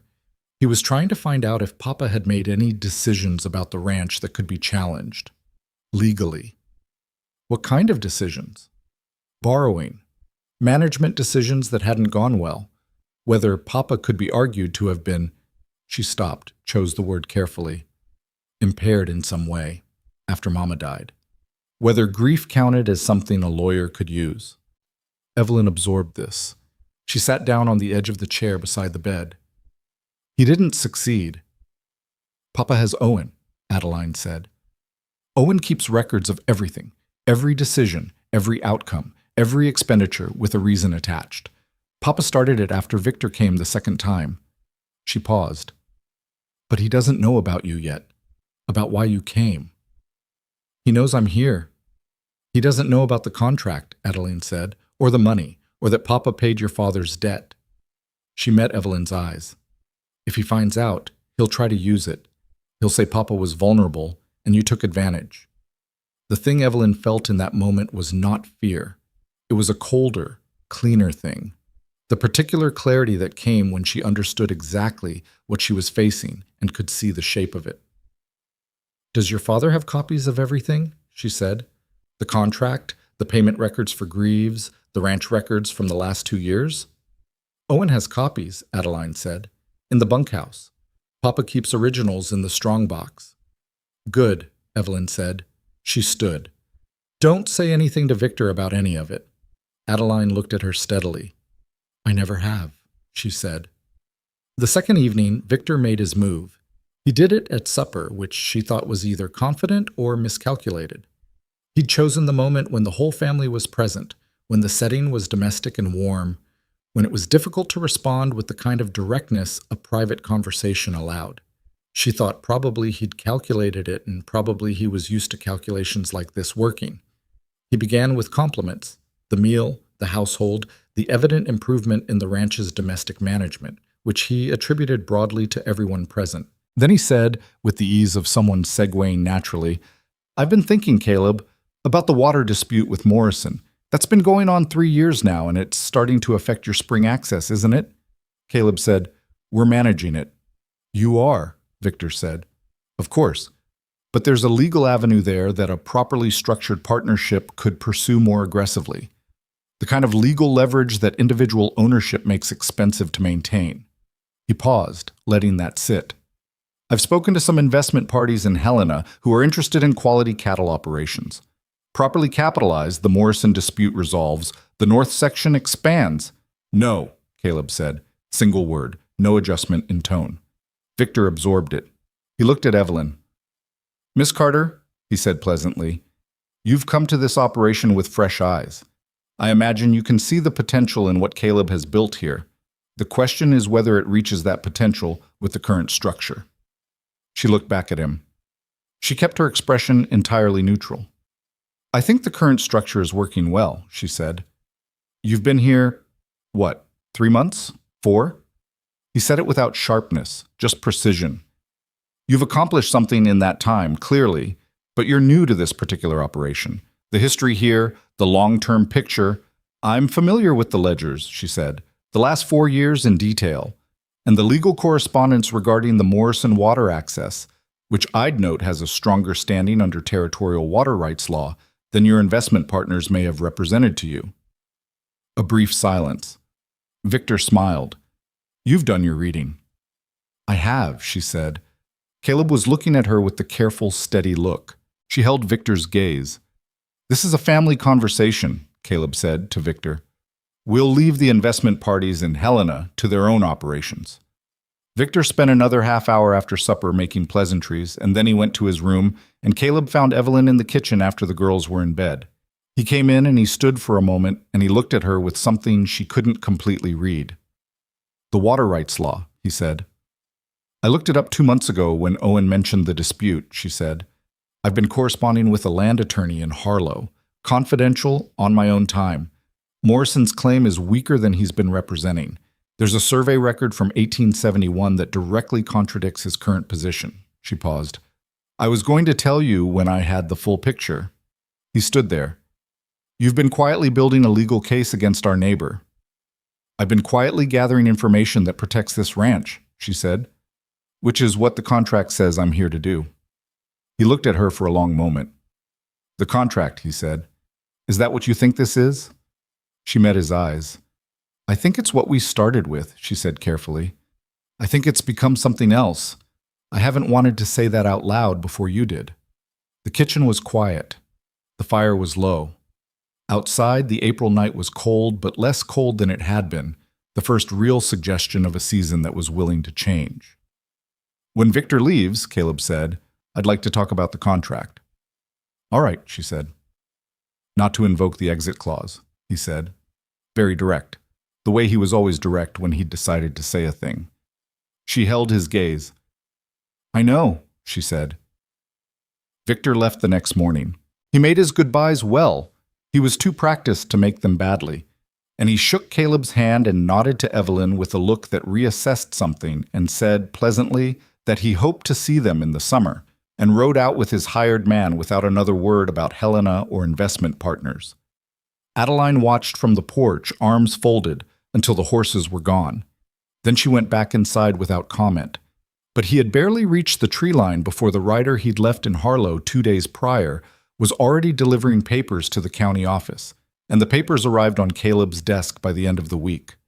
A formal petition challenging the management of the Whitmore Ranch on the grounds of impaired judgment in recent financial and personal decisions, specifically citing the debt payment made to Harold Greaves on behalf of Evelyn Carter and the subsequent marriage contract as evidence of exploitation of a grieving widower by an opportunistic party. Caleb read it at the kitchen table. Evelyn read it beside him. When she finished, she set it down and looked at the table and let the shape of it settle in her mind. Then she said, "He had this ready before he arrived." "Yes," Caleb said. "He came here to take a reading, to see if there was anything he'd missed. anything that would complicate what he'd already prepared. She looked at the document again. He didn't find anything, so he's using what he already had. My grief and your debt, Caleb said. Your vulnerability and my character, she said. That's what the document argues, that you weren't in a position to make sound decisions, and I positioned myself to take advantage of that. He looked at her steadily. Anyone who has watched you here for 4 months, he's not petitioning the people who've watched me here, she said. He's petitioning a county board that doesn't know either of us. She paused. What's he asking for? A formal review of ranch management, an appointed administrator to oversee operations pending assessment. He set the document down. It's a delay tactic. The review could take months, during which any significant decisions, the Morrison water rights suit, the spring expansion, are frozen. She understood it. It was elegant in the way that manipulative things were elegant when executed by someone who had been planning them for a long time. Then we don't let it go to review, she said. He looked at her. How? She put her hand flat on the document. Because everything he's claiming is on record. The contract is legal and straightforward, and it was made by a man in full command of his faculties, which Owen's records of your management decisions over the same period demonstrate conclusively. The debt payment to Greaves was a legitimate business transaction, not exploitation. The terms are written down and witnessed, and I am not an opportunistic party. She paused. I'm the person who spent 4 months reorganizing your supply chain, raising your daughters, and building a legal case against your neighbor's fraudulent water claim. We show them all of it. That requires going to Harlow, she said. Yes, with Owen and the records, and the Harlow land attorney I've already been working with, before the board schedules a review. She looked at him. If we respond first, on our terms, with documentation, it changes the nature of the proceeding before it starts. Caleb was quiet. He was looking at her in the way he looked at things when he was deciding what they meant. You've thought about this kind of thing before, he said. Document defense. Legal framing. My father's ranch was taken from him through paper, she said. I've thought about it ever since. He nodded slowly. All right, he said. Harlow. When? Day after tomorrow, she said. Give me tomorrow to organize the documentation. She paused. And I'd like to bring Adeline. He looked at her, surprised. She's 12. She's been managing this household's records for 2 years, Evelyn said. She knows those ledgers better than I do, and she deserves to see how this works, what it looks like when you fight back with paper instead of anger. She held his gaze. She's going to run this ranch someday, Caleb. Let her see how it's done. He looked at the document on the table. He looked at Evelyn. Something moved across his face that she had seen before, that unlocking quality. The door not open yet, but no longer locked. All right, he said, bring Adeline. She went to find the girl who was at the kitchen table with her supply ledger, which was where she always was in the evening, which was one of Evelyn's favorite things about her. The utter consistency of it, the stubborn daily commitment to the work. Adeline looked up. We're going to Harlow the day after tomorrow, Evelyn said. You and me and your father and Owen. We have a meeting to prepare for. Adeline looked at her steadily. Victor filed papers. He did. A pause. Are we going to lose the ranch? No, Evelyn said, without qualification. We're going to show a county board exactly what this ranch is and who runs it and how, and we're going to do it with better documentation than Victor's lawyers have ever seen from a mountain cattle operation. She paused. But I need your help organizing the household records, the supply management, the rotation logs you've been keeping, all of it. Adeline looked at her supply ledger, her small, careful, meticulous record of everything she'd been quietly holding together for 2 years, and then back at Evelyn. My records? She said. Your records, Evelyn said. They're part of the evidence that this ranch has been managed with consistency and competence throughout the period Victor is challenging. She met the girl's eyes. Your work matters here, Adeline. I need you to know that. Adeline was quiet for a moment. Then she closed the supply ledger and stood up. I'll organize them tonight, she said. They'll be ready by morning. She went to her room with the ledger under her arm and Evelyn stood in the kitchen, alone for a moment, feeling the shape of what was coming. The trip to Harlow, the documents, the fight she was more confident of winning than she had any elegant reason to be. She was not afraid of Victor Whitmore, or his Helena investors, or his county petition. She was the daughter of a man whose ranch had been taken by paper, and she had spent her life learning from that loss. And she was standing in a valley she'd chosen, and a household she'd helped to rebuild, and she was not going to let any version of Harold Greaves take this one. She went to the strongbox and began going through the originals, making the list of what she needed, preparing the argument the way her father had taught her, methodically, without panic, looking for what wasn't said as much as what was. Outside, the April night was moving toward May. The valley was dark and quiet and entirely itself, settled into its mountains, and the cattle were at rest in the south pasture that had come through the thaw right, and in the bunkhouse Owen was keeping records in his own careful hand. And in their rooms 3 girls were either sleeping or almost sleeping, and all of it, every bit of it, was worth fighting for. She worked until the lamp needed refilling, and then she refilled it and kept working, and she did not stop until she had everything she needed laid out before her in the precise, unambiguous language of fact and record and documented truth. That was the language Victor Whitmore had not counted on her speaking. He was going to find out she was fluent. They left for Harlow before sunrise. Evelyn had the documents in a leather satchel her father had given her the year she turned 20, the one he used for the county fair paperwork every August, the one that smelled like old leather and dried ink and every serious thing he'd ever had to deal with in writing.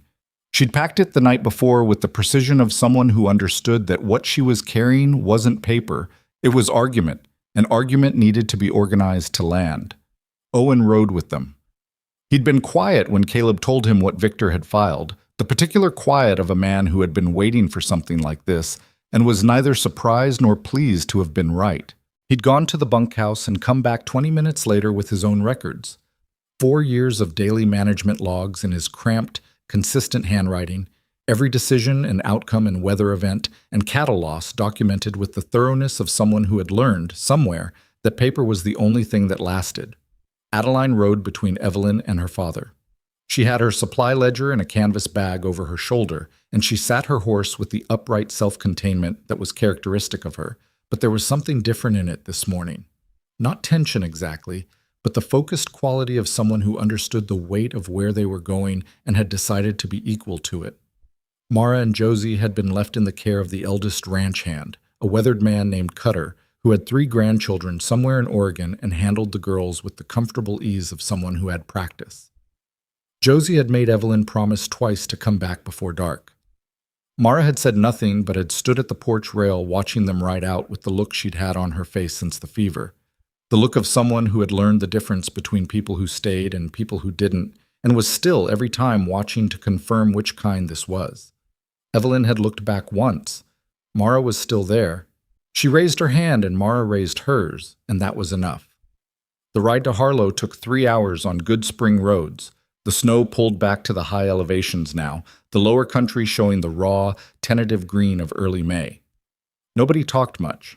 Caleb rode the way he always rode, with his attention distributed across everything around him, never settling on any one thing too long, reading the landscape the way people read text. Owen rode with his records bag clutched under one arm with a grip that suggested he did not trust the road not to steal it.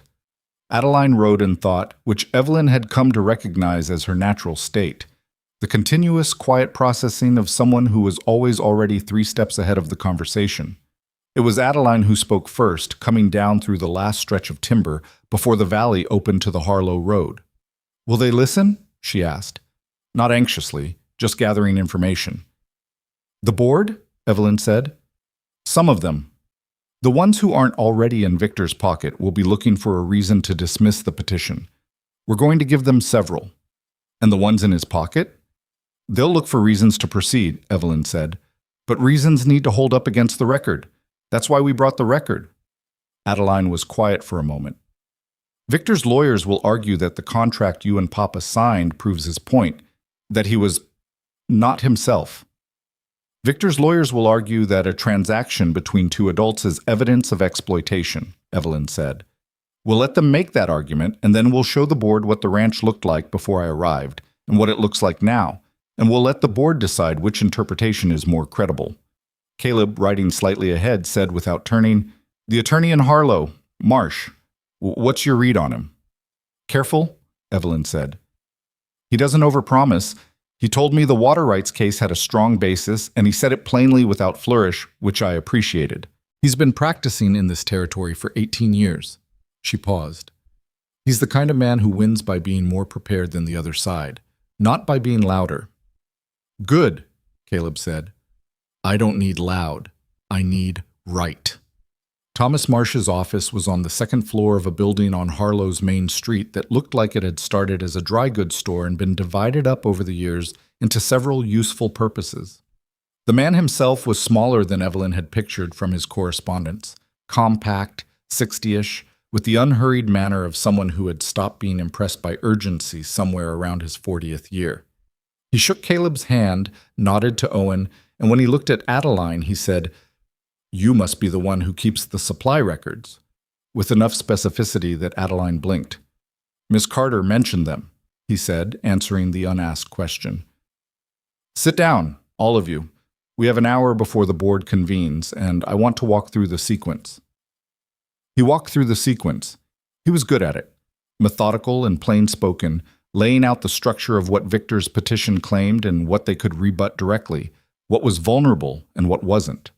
He looked at Owen's management logs with the focused attention of a man finding what he needed and said "good" twice in a way that meant it. He looked at the household supply records Adeline had organized, the rotation logs she'd been keeping for 18 months in her precise 12-year-old handwriting, and he set them in a specific place in his own stack and said, "This is what they don't expect." Adeline looked at the stack. "My records?" "Consistent documentation of household management throughout the period in question," Marsh said. "They're arguing your father was incapable of sound management during this period. These suggest the opposite, that his household was being managed with unusual diligence and consistency by his own family with his knowledge and participation. That's not the picture of a man being exploited. That's the picture of a family that was functioning." He looked at Evelyn. "The contract itself. You have the original?" She produced it from the satchel. He read it. He read it thoroughly, which meant he read it the way she had, looking for what wasn't said. Then he set it down. "This is a straightforward agreement between adults," he said. "Clear terms, mutual obligations, witnessed. There's nothing in it that requires the other party to have been impaired to explain. It's the kind of agreement a practical man makes when he has a practical problem." He looked at Caleb. "Your brother is going to argue the timing, that you made this agreement while in grief." "I was in grief," Caleb said. "I made a sound decision anyway." "Yes," Marsh said, "which is what we're going to say." He paused. "I want to be clear about something. This proceeding today is not a trial. The board has limited authority. What Victor is hoping for is that we arrive unprepared and the board, seeing a dispute without clear resolution, recommends a formal review. That review is the actual threat, months of administrative oversight during which your operational decisions are subject to challenge." He looked around the room. "If we present today with the completeness of what you've brought, they will not recommend review. There won't be sufficient basis." "And if they do?" Owen said. "Then we continue," Evelyn said before Marsh could answer. "We document everything, we maintain the record, and we wait them out. They have to find something to sustain the review. There's nothing to find." Marsh looked at her with the expression of a man making a quiet note. "Correct," he said. "Shall we go?" The county board met in a room attached to the land office, long and low-ceilinged with windows that looked out toward the mountain line. There were 5 board members, 3 she didn't recognize, and 2 she'd seen at the general store on the supply runs. Victor was already there, on the other side of the room's central table, with 2 men who had the unmistakable quality of professional lawyers, pressed and patient, and already arranging their papers with the deliberate organization of people who expected to control the pace of proceedings. Victor saw them come in.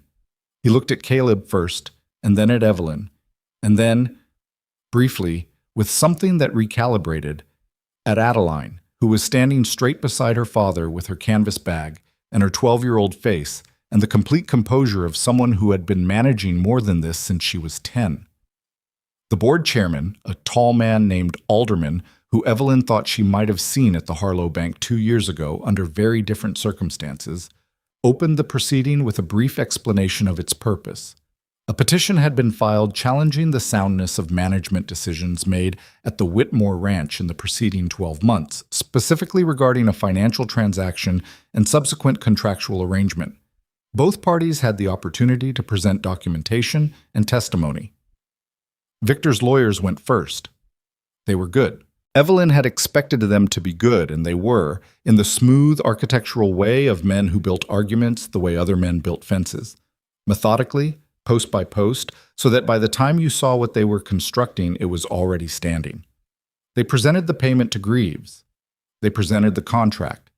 They presented a carefully selected sequence of events that, in their telling, described a man made vulnerable by grief and circumstance who had made a significant financial and personal commitment under conditions that could not be considered fully sound. They did not call Caleb incompetent. They were too careful for that. They called him human, which was more dangerous. They called him a man who had suffered, who had been isolated, who had perhaps not had the support structure necessary to make the decision he'd made with the full deliberation it deserved. One of the board members, a heavy-set man on the left end who had the look of someone who had already made up his mind, was nodding. Victor himself said nothing during the lawyer's presentation. He sat with his hands folded and his expression attentive and benevolent, and Evelyn watched him from across the table and thought about Harold Greaves in his office, with his pipe tobacco smell and his folded document held out like a verdict. She thought about all the men who had ever stood in front of something another person had built and decided they deserved a piece of it. She was very calm. She noticed this and thought it was probably useful. When Marsh stood, he didn't begin with argument. He began with documents. He walked the board through Owen's management logs first, 4 years of them, every significant decision dated and recorded with its outcome, every difficult season documented with its response. He talked through the spring rotation of 2 months prior, the decision that had come from Adeline's analysis and Owen's implementation, which had produced measurably better pasture condition than the previous 3 years.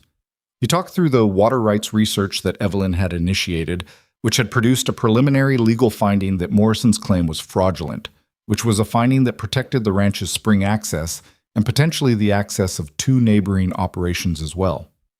He set Owen's logs on the table in front of the board and let them look.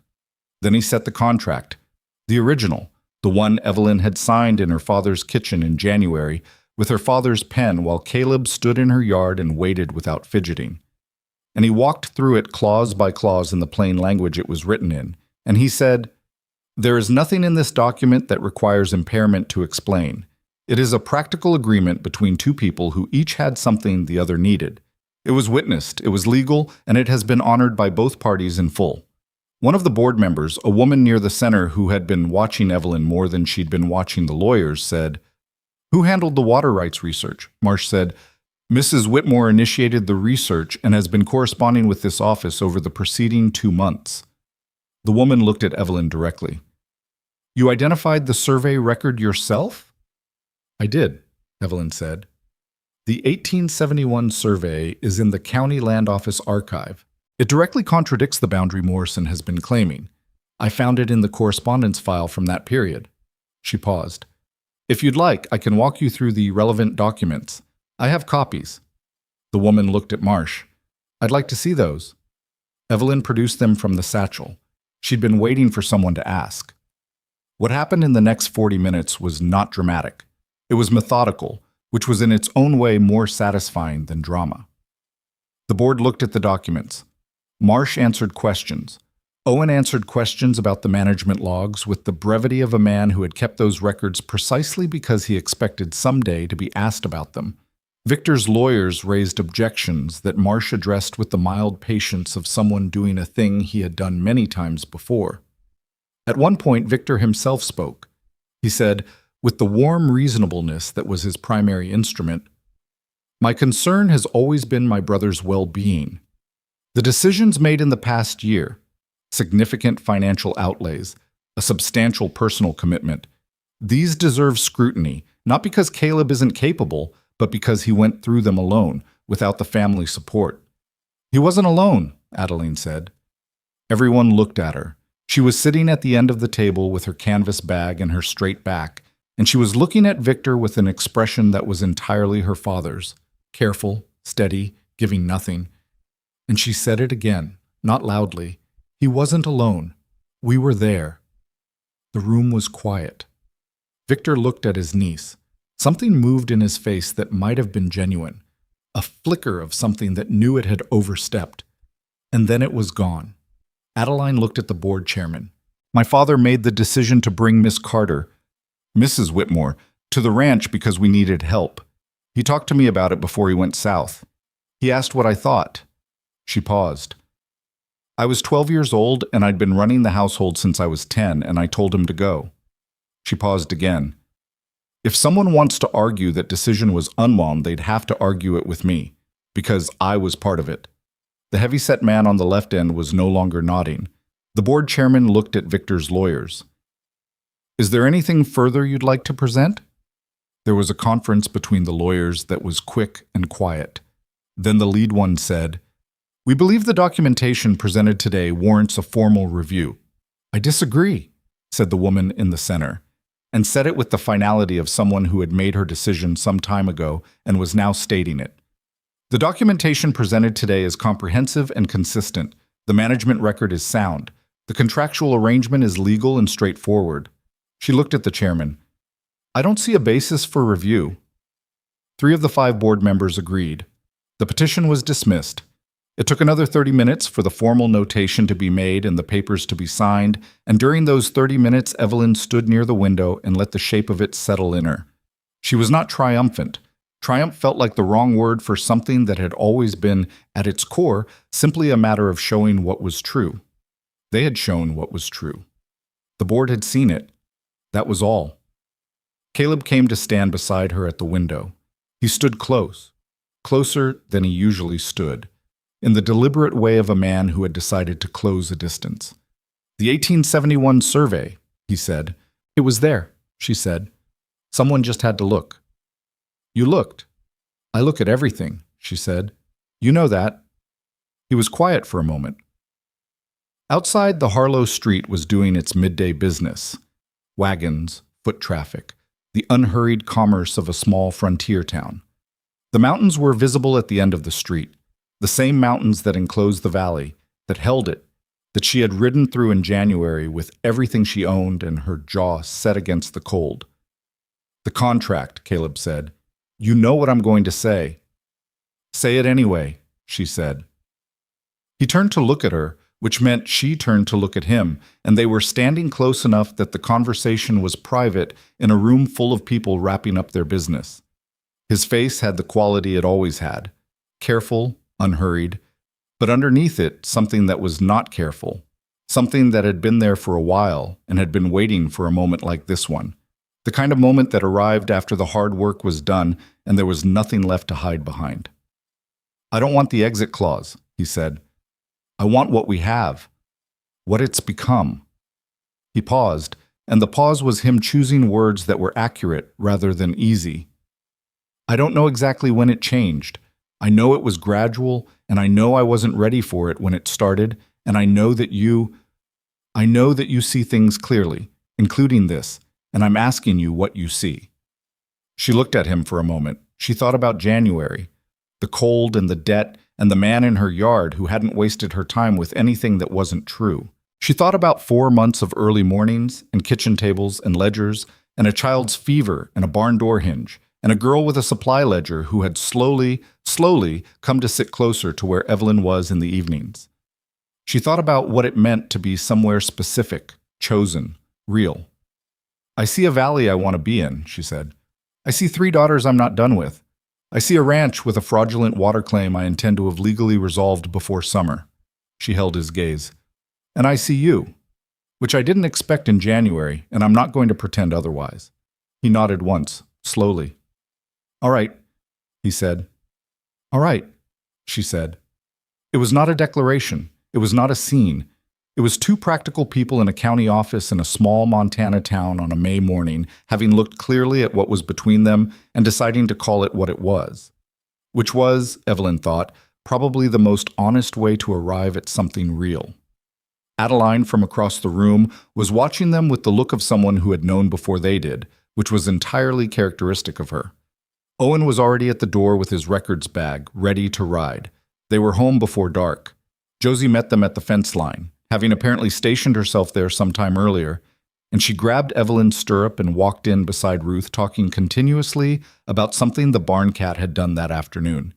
And Evelyn listened and said yes and no and really in the right places and felt the valley close around her again.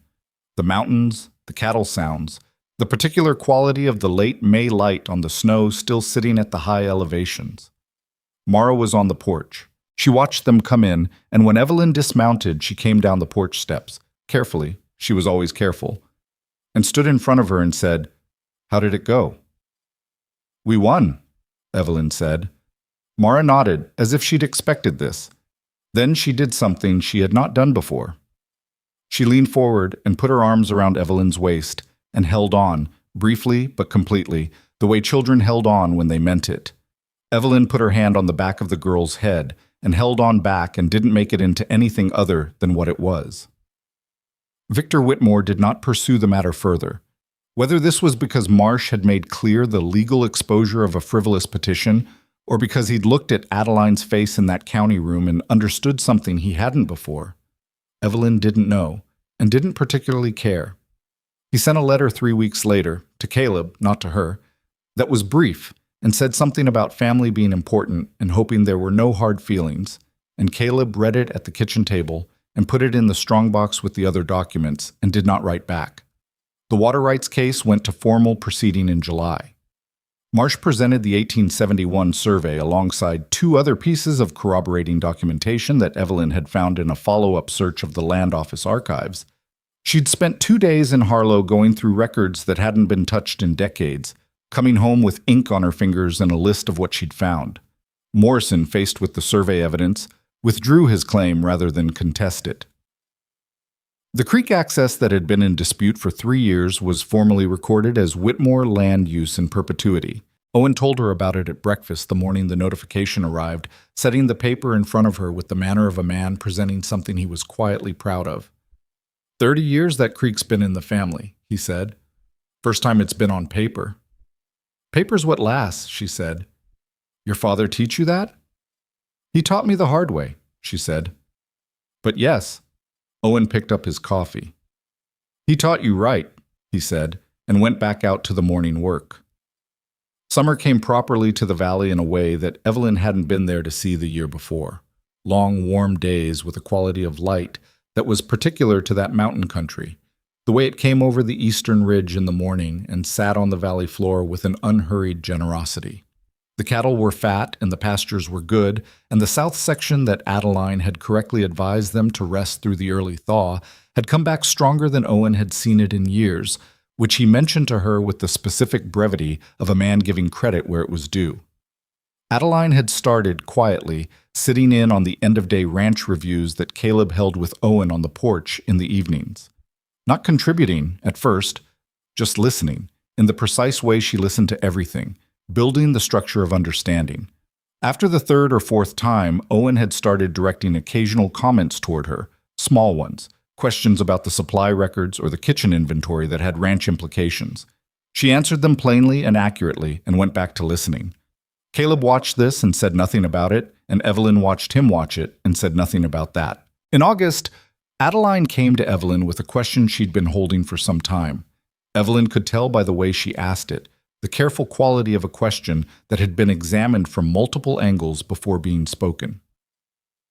"Do you think I could learn to read law?" she said. "Not be a lawyer, but understand it, the way you understand it." Evelyn looked at her. She was 13 now, had turned 13 in June, with the complete composure with which she did everything, excepting a cake Josie had insisted on making with the manner of someone who appreciated the gesture and was embarrassed by the fuss. "I don't read law formally," Evelyn said. "I read records, and I read contracts, and I understand that words have specific meaning in specific contexts, and that meaning matters." "That's what I want to learn," Adeline said. "Then learn it," Evelyn said. "Marsh in Harlow has a library. I'll write to him about lending you materials. You'd need to be able to ride to Harlow sometimes. Papa would let me, Adeline said. She paused. He lets me do most things I ask. Because you ask reasonable things, Evelyn said. Adeline almost smiled.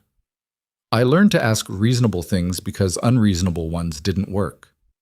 That's called wisdom, Evelyn said. Some people never get there. The letter to Marsh was written the next morning. He wrote back within the week with the names of 3 texts he thought were appropriate starting points, and they arrived by supply run in September. And Adeline read the first one in 3 weeks and came to Evelyn with 16 questions, some of which Evelyn could answer, and some of which she said she didn't know, but they could find out. And finding out became its own ongoing project that sat at the kitchen table most evenings like a piece of furniture. The books, the notes, the conversation that moved between them with the naturalness of people who had been talking seriously for a long time. Mara found her way to the horses completely by autumn. Owen gave her a formal role in the younger horse's handling, which was his way of acknowledging what anyone with eyes could see, that she had an ability with animals that was specific and real and not incidental. She was still quiet, still careful, still the one who watched before moving. But the watching had changed quality. It was no longer the watching of someone measuring risk. It was the watching of someone paying attention, because attention was how you did the work well. Josie turned 9 in October and celebrated it with the thoroughness she brought to all celebrations, which was to say she made sure everyone in the household and several people in the bunkhouse were aware of the occasion and its importance. Cutter gave her a carved horse that she displayed on her windowsill with the gravity of a museum curator. She told Evelyn that 9 was a very serious age and she intended to treat it as such. "You've been serious since I met you," Evelyn said. "I know," Josie said, "but now it's official." What happened between Evelyn and Caleb happened without announcement, which was appropriate for 2 people who had both spent their lives distrusting announcements. It was not a single moment. It was the accumulated weight of many ordinary ones. The kitchen table in the early morning, the fence line in the afternoon, the evenings when the girls were in bed and the house was quiet, and they talked about the ranch or the law books or nothing in particular, in the easy way of people who had stopped being careful with each other because careful was no longer necessary. He was not an easy person. She had never expected him to be. He was still contained in the way that cost her patience sometimes, still slow to name things, still likely to stand in the barn for 20 minutes doing something that didn't need doing rather than come into the house and say what was on his mind. He was not the kind of man who became different. He was the kind who opened slowly, like ground thawing. The same ground, different season. She was not easy either. She was direct in a way that sometimes landed hard. She had opinions she didn't always present gently. She had pushed back on 3 of his management decisions in the past 6 months, and been right about 2 of them and wrong about 1, and being wrong about the 1 had been harder for her than she'd expected, which told her something about herself. She'd filed away and thought about later. They were imperfect people in a real place, which was the only kind of love that lasted. That was the thing nobody told you about starting over. It was not the dramatic act of the first step that mattered. The first step was necessary, but it was cheap. Courage under sufficient desperation was something almost anyone could summon. What mattered was the 247th ordinary morning. What mattered was the decision, made without ceremony or clear occasion, to stay. Evelyn had made that decision the night of Mara's fever, in the chair beside the bed, listening to 3 children breathe. She had not named it then, but it had been made, and everything after had grown from it the way things grew from ground that had finally thawed. In November, 1 year almost exactly from the morning Caleb Whitmore had ridden into her father's yard with a contract in his coat pocket, Evelyn sat at the kitchen table before anyone else was up and put her hands around a cup of coffee and looked at the window and thought, this is the life. Not the life she'd expected, not the life she'd have chosen with full information, if there was such a thing. She had chosen it with the information available to her in a cold Montana January, debt and deadline, and a man who didn't waste her time, and the clear-eyed understanding that sitting still waiting for a better option was itself a choice, and usually the worst one. She thought about her father, who had taught her to read a contract and mend a fence and stay present when everything in you wanted to run. She thought about what it would mean to him to know what had been built here.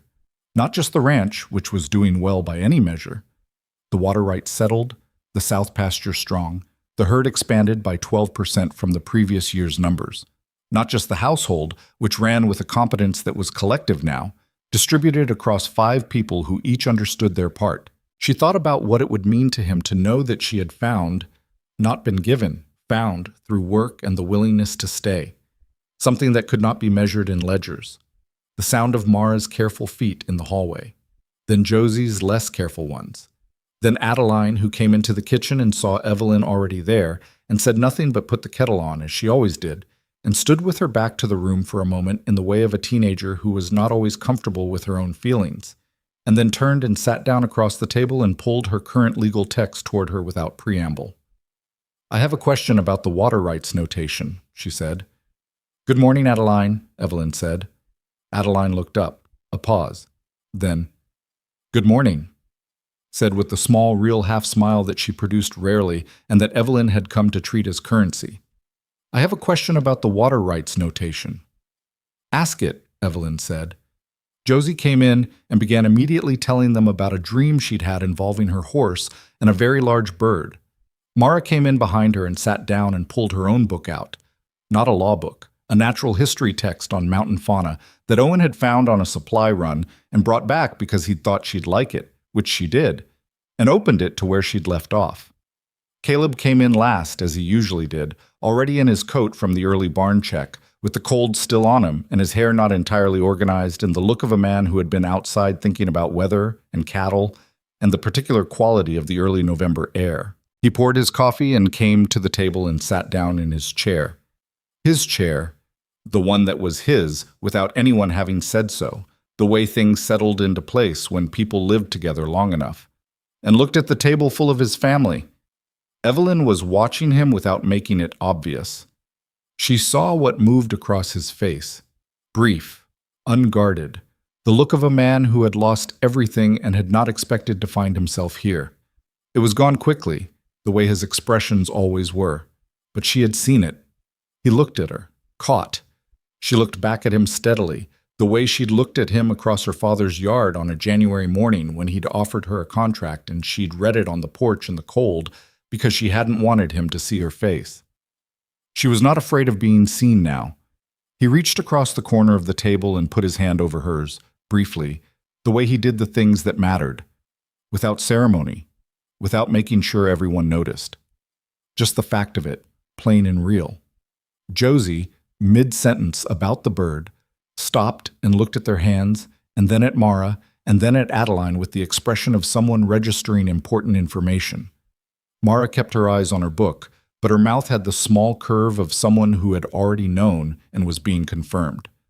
Adeline looked at her legal text with absolute focus and said, very precisely, in a voice that was not giving anything away, "The water rights notation, page 47, third paragraph." Evelyn turned back to her. "Third paragraph," she said. "What specifically?" And the morning went on. That was all it was. A kitchen in a mountain valley in November, 5 people at a table. The kind of morning that didn't make the record of anything and didn't need to. The kind that most lives were made of, mostly. Not the crises and the fever nights and the county boardrooms. But this. The ordinary continuation of a decision to stay. There was a version of Evelyn Carter who had sat in her father's house 11 days after his death with $43 and a dying ranch, and the clear sense that she was standing at the edge of something from which there was no dignified return. That version of her had made a decision that looked, from the outside, like desperation. She had signed a contract in a cold kitchen and ridden through a January pass and walked into a house full of people who didn't want her there, and she had stayed, not because she had nowhere else to go. She could have gone somewhere else.